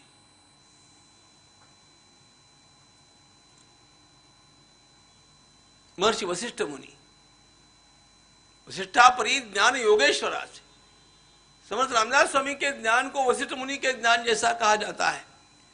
लेकिन वशिष्ठ मुनि को कभी लोग तैयार नहीं करने पड़े। वशिष्ठ मुनि का सामान्य लोगों के साथ कोई संपर्क नहीं था। वो राजगुरु थे, समर्थ राष्ट्र गुरु थे। वशिष्ठ मुनि का वांग्मय है, लेकिन वशिष्ठ मुनि ने निर्माण किए हुए कार्यकर्ता ऐसा कुछ नहीं दिखता है। भगवान आदि शंकराचार्य महाराज, उन्होंने कितना महान कार्य किया, संस्कृति के लिए, धर्म के लिए, दर्शन शास्त्र के लिए, वेदांत के लिए उन्होंने सारा कार्य किया। लेकिन राजनैतिक जीवन में क्या क्या करना चाहिए, कैसे मनुष्य का निर्माण करना चाहिए, इसके बारे में भगवान शंकराचार्य का कुछ नहीं मिलता।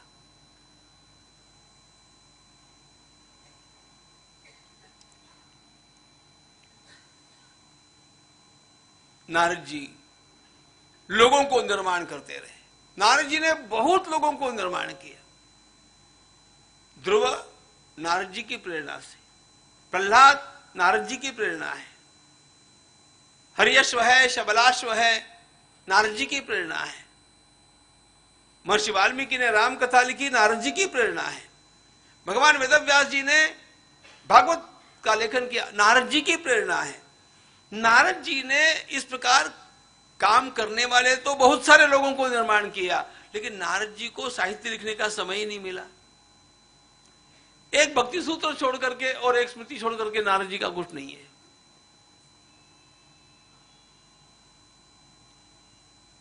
समर्थों के जीवन में हम लोगों को एक और कार्यकर्ताओं का निर्माण, दूसरी ओर उतना ही विपुल साहित्य का निर्माण। इतना विपुल साहित्य लिखा है, इतने विषयों पर नहीं तो भी इतना विपुल साहित्य लिखा है महर्षि अरविंद ने। लेकिन जो प्रवास रामदास स्वामी ने किया है वो कहां अरविंद कर सकते थे। वो एक जगह जाकर के बैठ गए।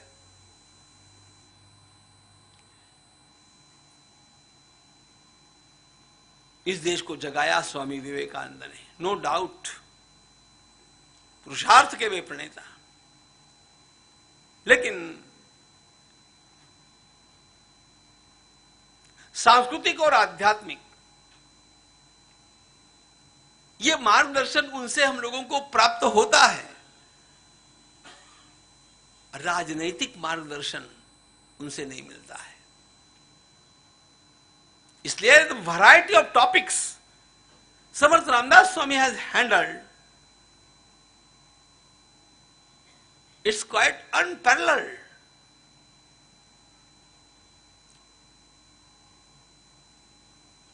चाणक्य ने जरूर लिखा है राजनीति पर, लेकिन चाणक्य ने अध्यात्म पर क्या लिखा है? मेरे एक वाक्य की ओर ध्यान दीजिए, आपको बहुत विचार करना पड़ेगा इस वाक्य का, तो कीजिए, और थोड़ा सा नॉलेज आप भी मुझे दे सकते हैं तो दे दीजिए।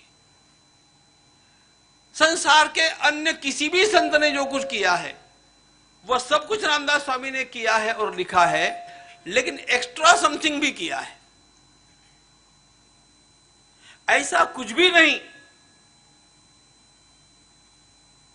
जो अन्य किसी संत ने किया है और समर्थ रामदास स्वामी ने नहीं किया। लेकिन ऐसा भी बहुत कुछ है जो केवल रामदास स्वामी ने किया है और अन्य किसी भी संत ने नहीं किया है। यह उनकी विशेषता है।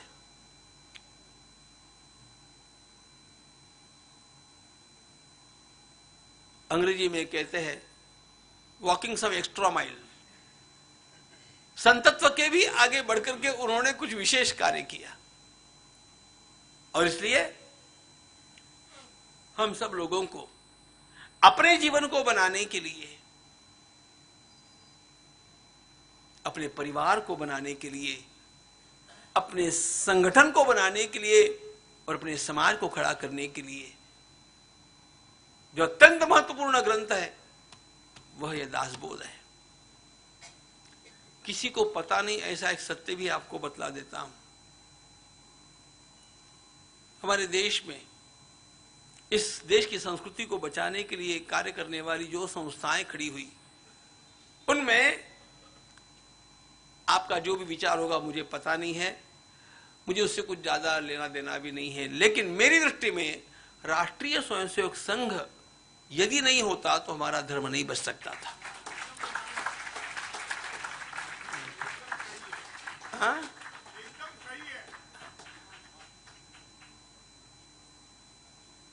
मुझे अगली बात बतलानी है। अगली बात यह है कि राष्ट्रीय स्वयंसेवक संघ को निर्माण करने वाले पूज्य डॉक्टर हेडगेवार जी ने अपने कार्य के पहले यदि किसी ग्रंथ का सबसे अधिक चिंतन किया हो तो वो है दासबोध है। ध्यान रखना,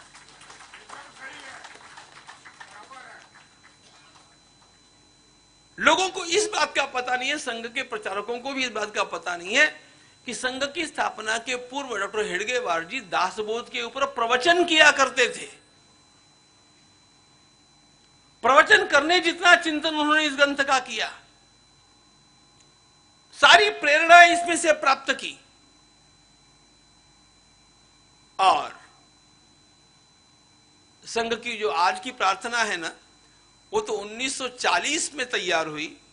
उसके पहले 15 वर्षों तक संघ की जो प्रार्थना थी वो रामदास स्वामी के आराध्य हनुमान जी की प्रार्थना, हे प्रभु श्री रामदूता शील हमको दीजिए, शीघ्र सारे दुर्गुणों से दूर हमको कीजिए, ये प्रार्थना थी। उन्होंने भी हनुमान जी को ही सामने रखा था। बाद में कार्य को जब व्यापक बनाना आवश्यक हो गया तब इन बातों में सुयोग्य परिवर्तन किया गया, विस्तार किया गया।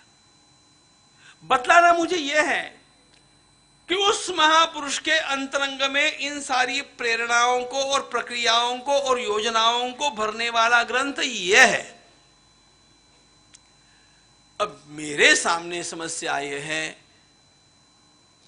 कि इतने इस महत्वपूर्ण ग्रंथ को मैं आपके सामने 5 दिनों में कैसा रखूं,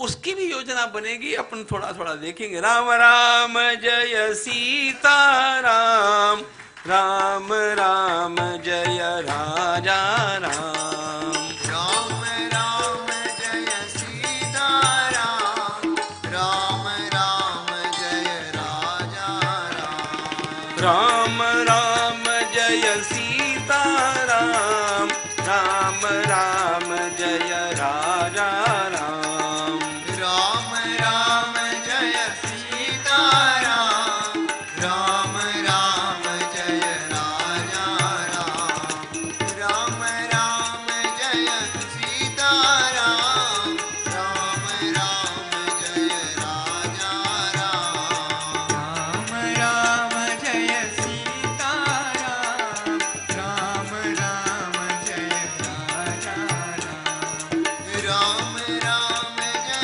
सीता राम, राम राम जय राजा राम, राम राम जय सीता राम, राम राम जय राजा राम, राम राम जय सीता राम, राम राम जय राजा राम, राम राम जय सीता राम, राम राम जय राजा राम, राम राम जय सीता राम, राम राम जय राजा राम, राम राम जय सीता राम, राम राम जय राजा राम, राम राम जय सीता राम, राम राम जय राजा राम, राम राम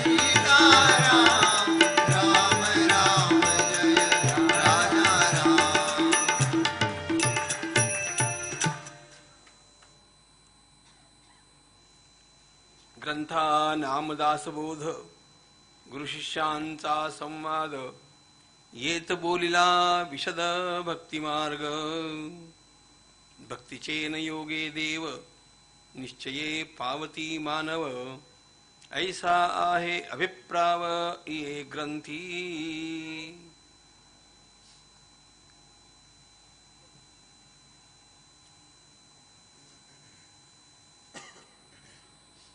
समर्थ रामदास स्वामी की सबसे बड़ी विशेषता ही उनकी योजनाबद्धता है। He is a man of total planning.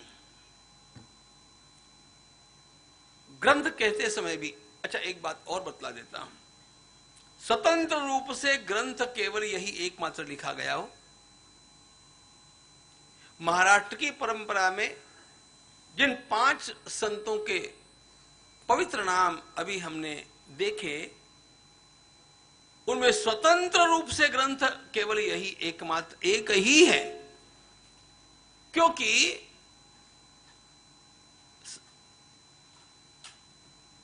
Dnyaneshwari स्वतंत्र ग्रंथ नहीं है, वह भगवत गीता का भाष्य है, टीका है। संत एकनाथ महाराज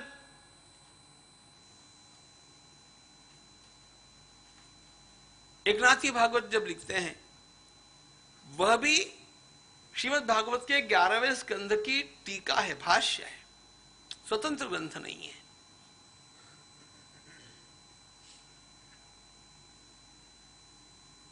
संत नामदेव महाराज ने ग्रंथ नहीं लिखा, उनके अभंग है, भिन्न भिन्न भिन्न भिन्न समय में गाए गए अभंग है, बाद में उनका संकलन किया गया, वो ग्रंथ नहीं है। संत तुकाराम महाराज के भी अभंग है, उनका संकलन कर दिया गया, लेकिन वो एक ग्रंथ नहीं है। एक पुस्तक है लेकिन एक ग्रंथ नहीं है।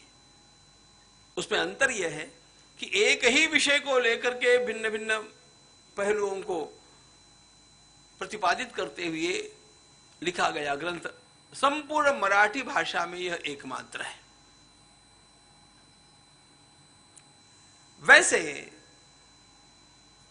संत ज्ञानेश्वर महाराज के अमृतानुभव को ग्रंथ कहा जा सकता है, लेकिन अमृतानुभव यह ग्रंथ ऐसा है, उसको पढ़ने वाला भी दुर्लभ, पढ़ने का साहस करने वाला दुर्लभ, समझने वाला तो अति दुर्लभ।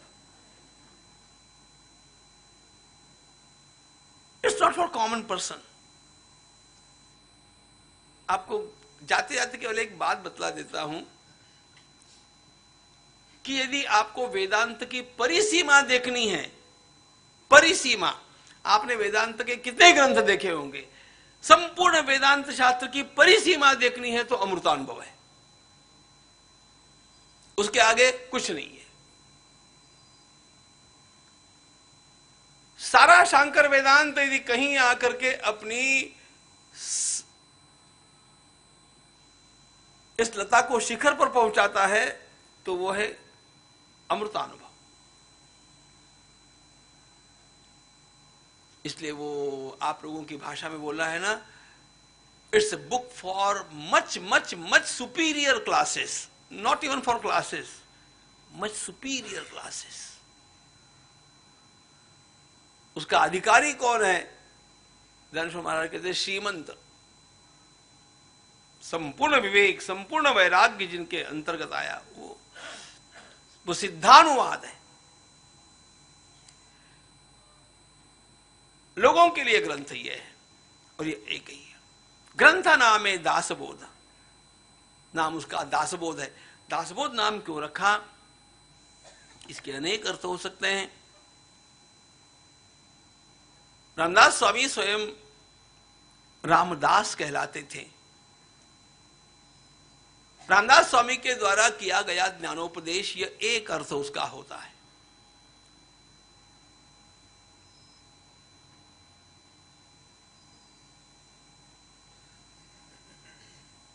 दूसरा अर्थ यह है, जिसको अपने जीवन में भगवान का दास्य करना होगा, हर व्यक्ति के लिए सबसे अधिक उपयोगी ग्रंथ यह है दासबोध, दासों को किया हुआ बोध। समर्थ रामदास स्वामी की संपूर्ण साधन प्रक्रिया में दास्य भक्ति को विशेष स्थान है।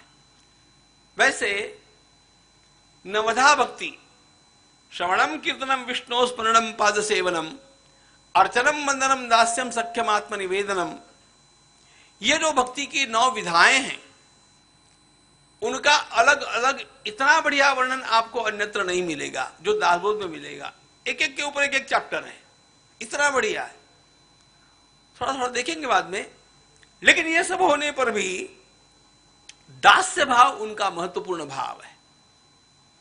और वैसे भी गोस्वामी तुलसीदास जी महाराज ने भी एक बात कही कि देखो, भाव तो अनेक, भाव का मतलब बाजार के भाव नहीं। हाँ, मुंबई है भाई।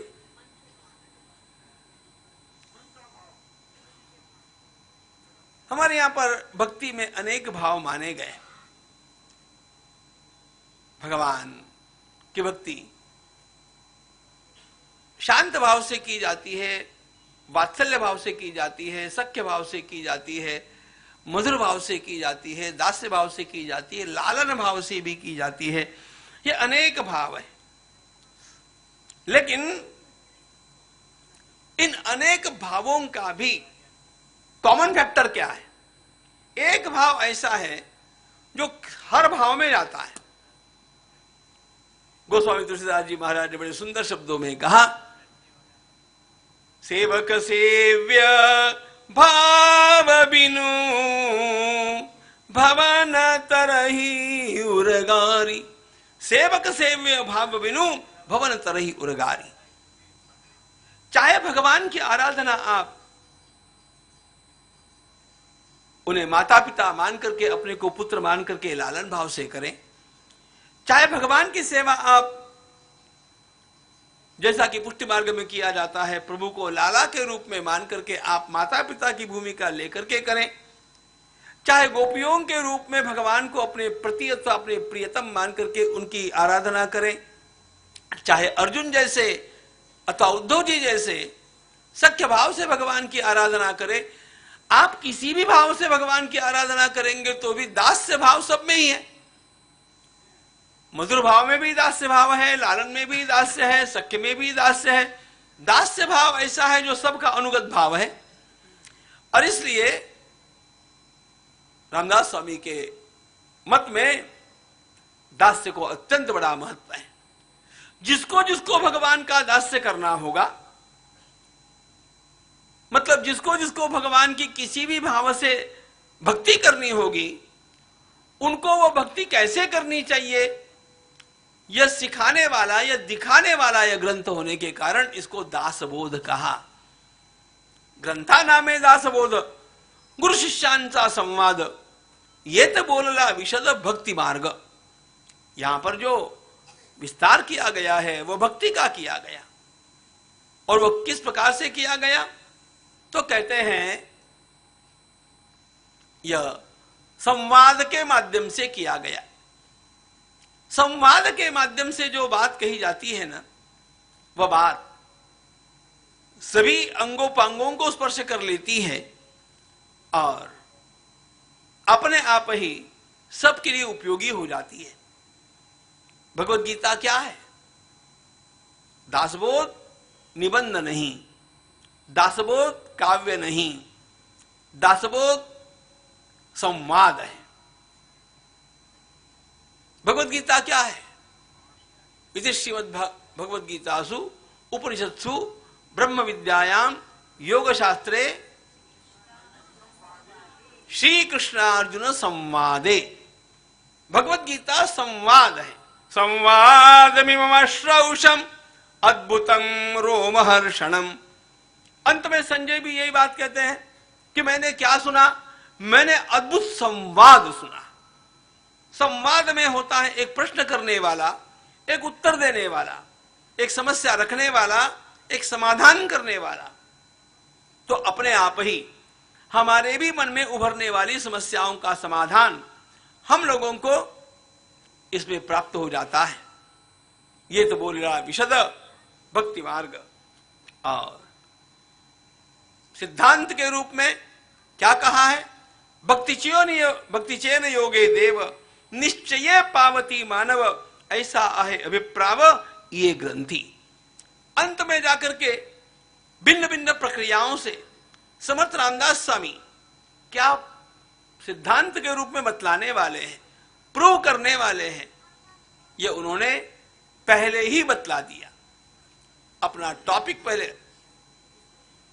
बतलाते हैं, सिद्धांत कह देते हैं भक्ति चेन योगे देव निश्चय पावती मानव, ऐसा आहे अभिप्राव ये ग्रंथि।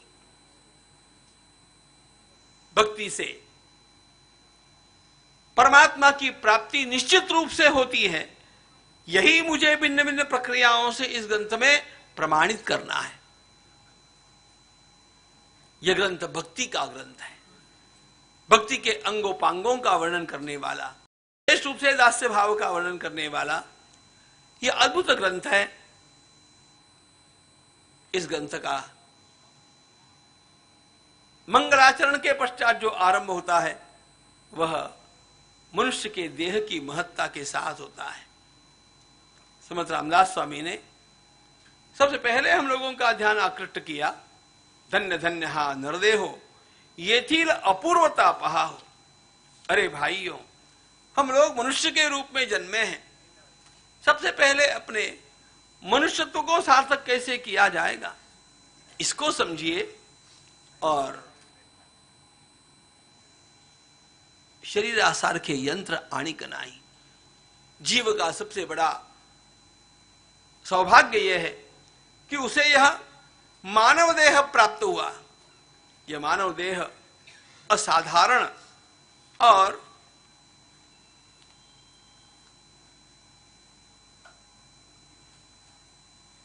बहुत दीर्घ समय के पश्चात परमात्मा के अनुग्रह से प्राप्त होने वाला है। लेकिन बात यह है कि मनुष्य का देह तो हम लोगों को प्राप्त हो गया, इसलिए उसकी महत्ता गाने की अब आवश्यकता नहीं।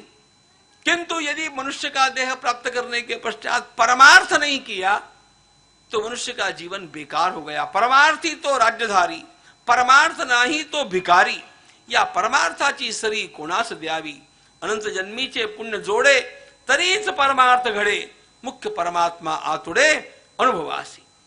अनंत जन्मी से पुण्य घड़े तरीच परमार्थ जोड़े। अरे बहुत जन्मों का पुण्य जब इकट्ठा हो जाता है तो परमार्थ की ओर मुड़ने की मनुष्य की इच्छा होती है।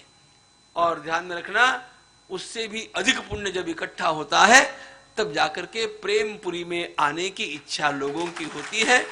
आप लोग यहाँ पर पधार चुके हैं, पूज्य स्वामी जी महाराज ने भी अनुग्रह समय से पूर्व पधारने का कर दिया। हम लोगों को 6:30 बजे कार्य का आरंभ करना है, इसलिए मैं यहीं पर अपनी वाणी को विराम देकर के अन्य तैयारियों के आरंभ के लिए छोड़ दूंगा।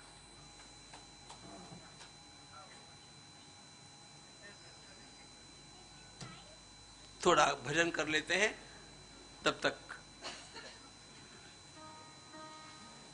पावन भिक्षा। ये भिक्षा आप लोग रोज मांगे भगवान से, इसलिए मैं पुनः एक बार बुलवाता हूं। राम राम जय राजा राम, राम राम राम जय राजा राम, पावन भिक्षा दे दो राम। राम राम जय राजा राम, पावन भिक्षा दे दो राम। कोमल वाणी दे दो राम, निर्मल करनी दे दो राम। कोमल वाणी दे दो राम, निर्मल करणी दे दो राम। प्रासंगिक मति दे दो राम, चतुराई भी दे दो राम। प्रासंगिक मति दे दो राम, चतुराई भी दे दो राम। हितकारक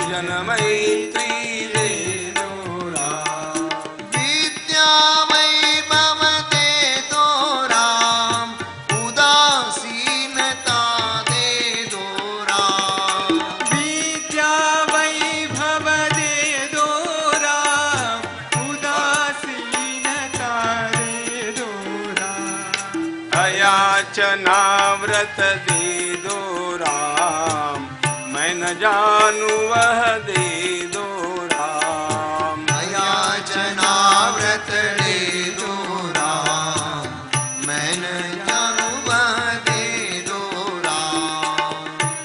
तुम्हारा दे दो राम, दास कहे मोहि दे दो राम। प्यार तुम्हारा दे दो राम, दास कहे मोहि दे दो राम। संगीत गायन दे दो राम, गान मधुरता दे दो राम। संगीत गायन दे दो राम, गान मधुरता दे दो राम। सावन सावधानता दे दो राम, ज्ञान कंठगत दे दो राम। सावधानता दे दो राम, ज्ञान कंठगत दे दो राम। दास कहे सद गुण दाम, उत्तम गुण मोहि दे दो राम। दास कहे सद्गुण धाम, उत्तम गुण मोहि दे दो राम।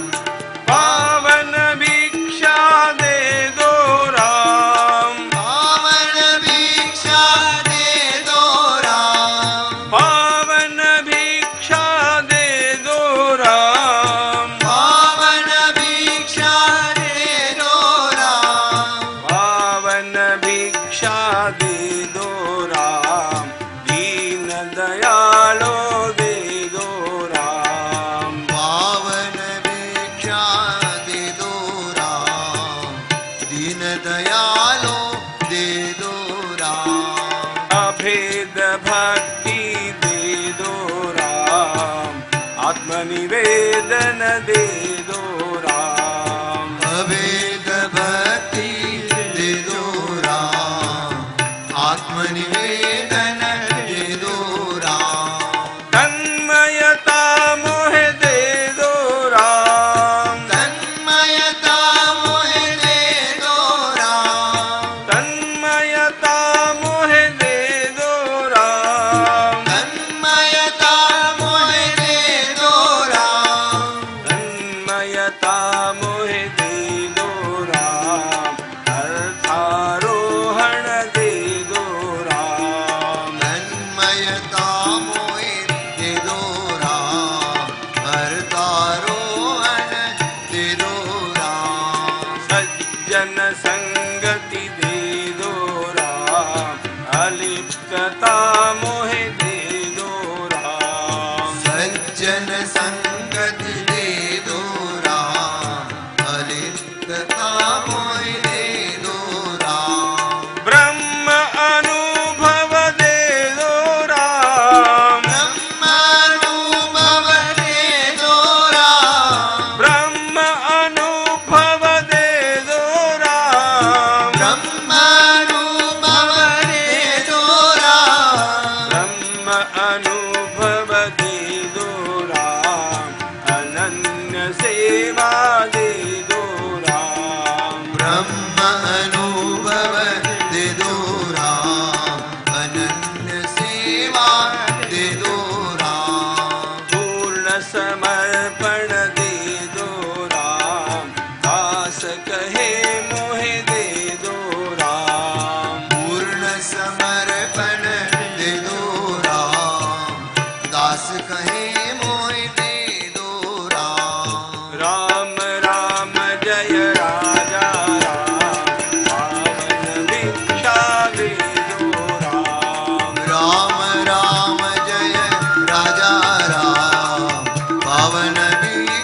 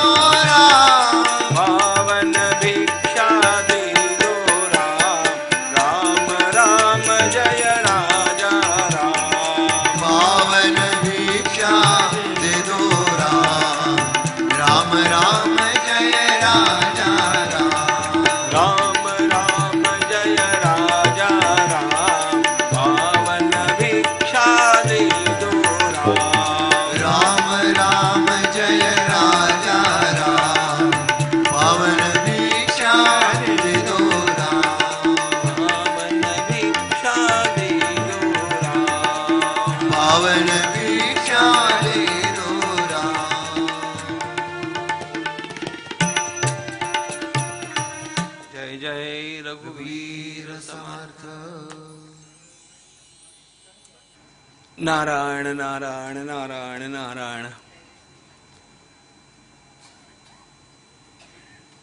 पूज्य स्वामी जी महाराज के चरणों में वंदना करता हूं और मैं अपने को बड़ा वास्तव में सौभाग्यशाली मानता हूं कि आज आपके इस कार्यक्रम में मैं उपस्थित हूं।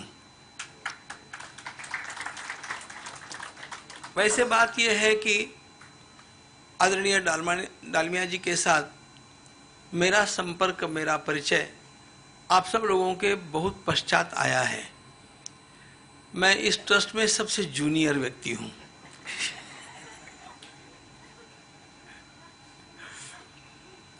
लेकिन जब से मैंने डालमिया जी को समीप से देखा और अनुभव किया तो वास्तव में मैं उनका विचार करके कभी कभी चकित रहता हूं कि एक व्यक्ति में इतनी लगन, इतनी कार्यशीलता, इतना समर्पण, इतनी जागरूकता, और वह भी अपने व्यवसाय को संभाल करके इन सारे कामों को संभालते हुए भी रखना, परमात्मा ने अपनी कृपा डालमिया जी के ऊपर पूरी की पूरी बरसा दी है, ऐसा मुझे लगता है। आप लोगों को पता है मुझे ग्रंथों में महाभारत अत्यंत प्रिय है। आप लोगों ने उसका श्रवण भी किया है। यक्ष प्रश्न के 4 प्रश्न मेरे सामने आते हैं, जिन प्रश्नों के उत्तर के रूप में डालमिया जी का जीवन हम लोगों के सामने उदाहरण के रूप में प्रस्तुत है। एक प्रश्न पूछा है यक्ष ने धर्मराज से कि ये बताओ धर्मराज, सबसे बड़ा लाभ क्या है? तो इस प्रश्न का उत्तर धर्मराज ने दिया है, लाभानाम श्रेय आरोग्यम। आरोग्य ये जीवन का सबसे बड़ा लाभ है। उनको मिला है कि नहीं, आप बोलिए।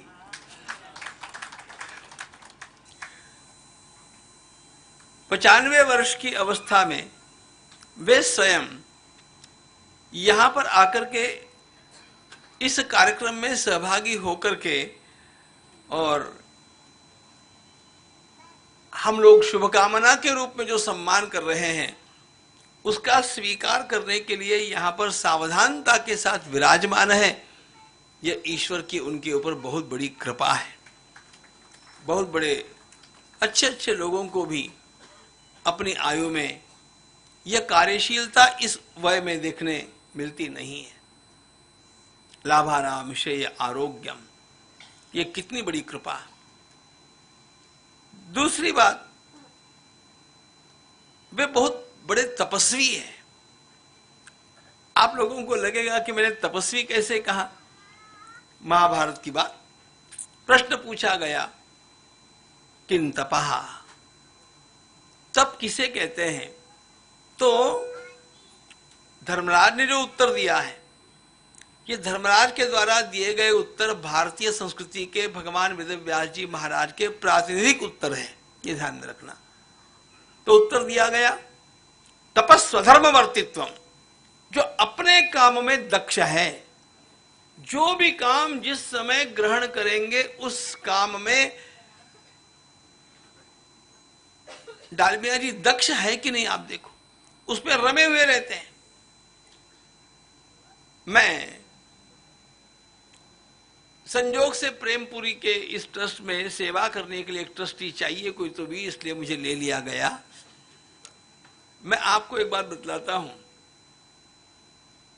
ट्रस्ट बोर्ड से सबसे अधिक यदि मुझे स्वयं होकर के किसी के फोन आए हैं तो वो डालमिया जी के आए, भिन्न भिन्न कारणों से आए।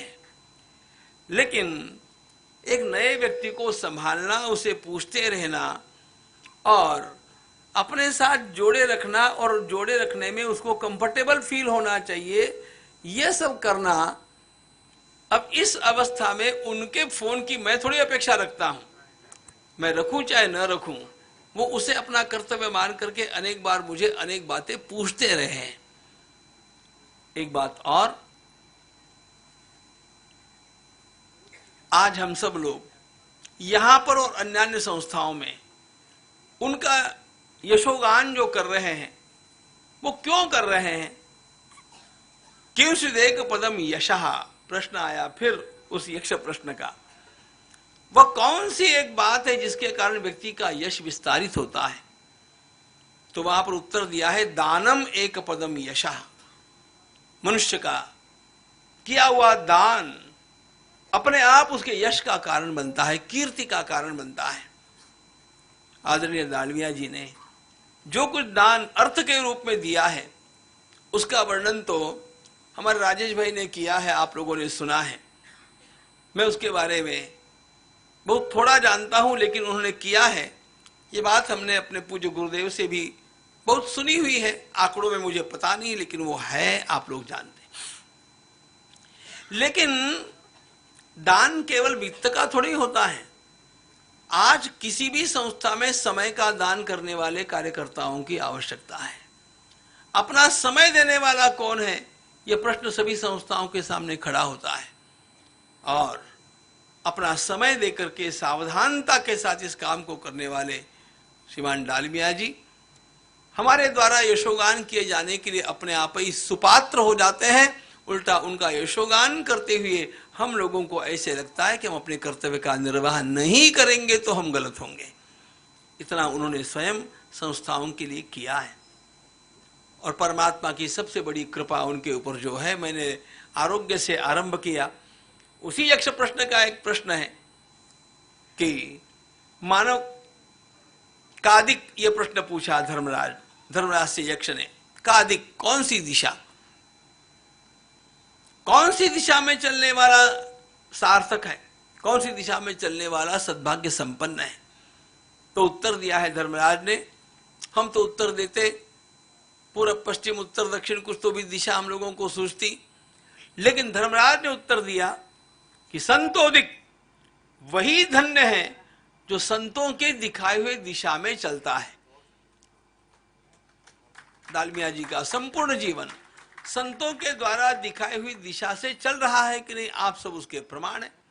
हनुमान जी की इतनी सारी वे साधना करते हैं, कार्यशील होकर के वे स्वयं इतना कर्म यहां पर कर रहे हैं सेवा के रूप में।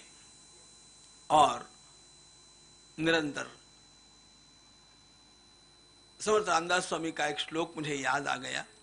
संतों की दिशा में वे चल तो रहे, सदा देव काजी झिजे देह जाचा, सदा देव काजी झिजे देह जाचा, सदा राम नामे वदे नित्य वाचा, स्वधर्मे ची चाले सदा उत्तमाचा, जगी धन्य तो दास सर्वोत्तमाचा। जिसका शरीर भगवान की सेवा के कार्य में लगता है, जिसका वित्त भगवान की सेवा के कार्य में लगता है, जो स्वधर्म का पालन करता है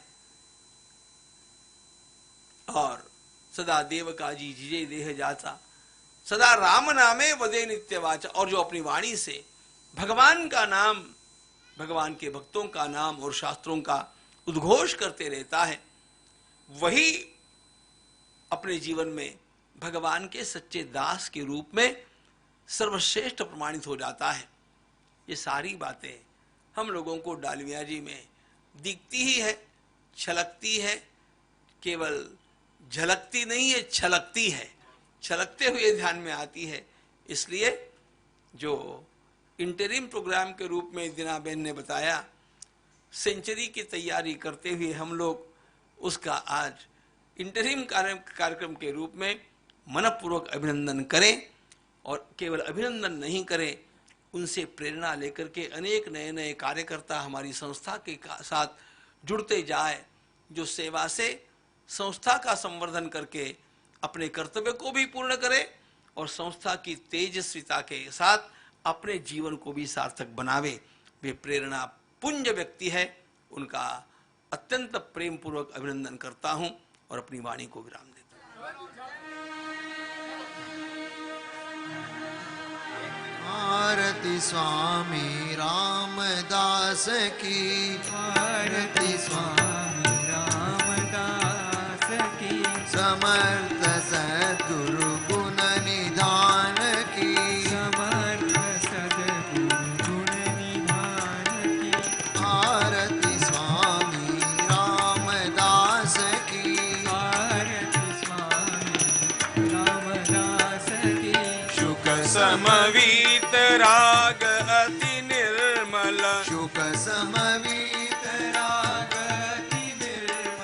वसिष्ठ समज्ञानी मति निश्चल वसिष्ठ समज्ञानी मति निश्चल वाल्मीकि सम कविवर प्राञ्जल वाल्मीकि सम कविवर प्राञ्जल मारुति सम पवनांश प्रबल की मारुति सम पवनाश प्रबल की समर्थ सद्गुरु गुण निधान की समर्थ सद्गुरु गुण निधान की आरती स्वामी रामदास की आरती स्वामी रामदास की एकादश शतमठ निर्माता एकादश शतमठ निर्माता विपुल विमल वाङ्मय उद्गाता विपुल विमल वाङ्मय उद्गाता जनगण जीवन भाग्य विधाता जनगण जीवन भाग्य विधाता अद्भुत अनुपम पुरुषोत्तम की अद्भुत अनुपम पुरुषोत्तम की समर्थ सद्गुरु गुण निधान की समर्थ सद्गुरु गुण निधान की आरती स्वामी रामदास की आरती स्वामी रामदास की नमन जाम्बकी जन्मभूमि को नमन जाम्बकी जन्मभूमि को गोदावरी तट तपोभूमि को गोदावरी तट तपोभूमि को सज्जनगढ़ विश्राम भूमि को सज्जन गण विश्राम भूमि को रघुवर सेवार्पित जीवन की रघुवर सेवार्पित जीवन की समर्थ सद्गुरु गुण निधान की समर्थ सद्गुरु गुण निधान की आरती स्वामी रामदास की आरती स्वामी रामदास की तेजोमय पुरुषार्थ प्रेरणा तेजोमय पुरुषार्थ प्रेरणा सबल संगठित धर्म चेतना सबल संगठित धर्म चेतना अखंड जन कल्याण साधना अखंड जन कल्याण साधना नरतनुधारी नारायण की नरतनुधारी नारायण की समर्थ सद्गुरु गुण निधान की समर्थ सद्गुरु गुण निधान की आरती स्वामी रामदास की आरती स्वामी रामदास की आरती स्वामी रामदास की आरती स्वामी रामदास की कर्पूर गौरम करुणावतारम संसार सारम भुजगेन्द्रहारम सदा वसन्तं हृदयारविन्दे मम भवानी सहितं नमामि त्वमेव माता च पिता त्वमेव बन्धुश्च सखा त्वमेव विद्या द्रविणं त्वमेव सर्वं मम देव सेवन्तिकावकुलचम्पकपाटलाव्यै पुन्नागजातिकरवीररसालपुष्पै बिल्वप्रवालतुलसीदलमञ्जरीवि स्वां पूजयामि जगदीश्वर मे प्रसीद हनुमान भगवान की जय जय जय रघुवीर समर्थ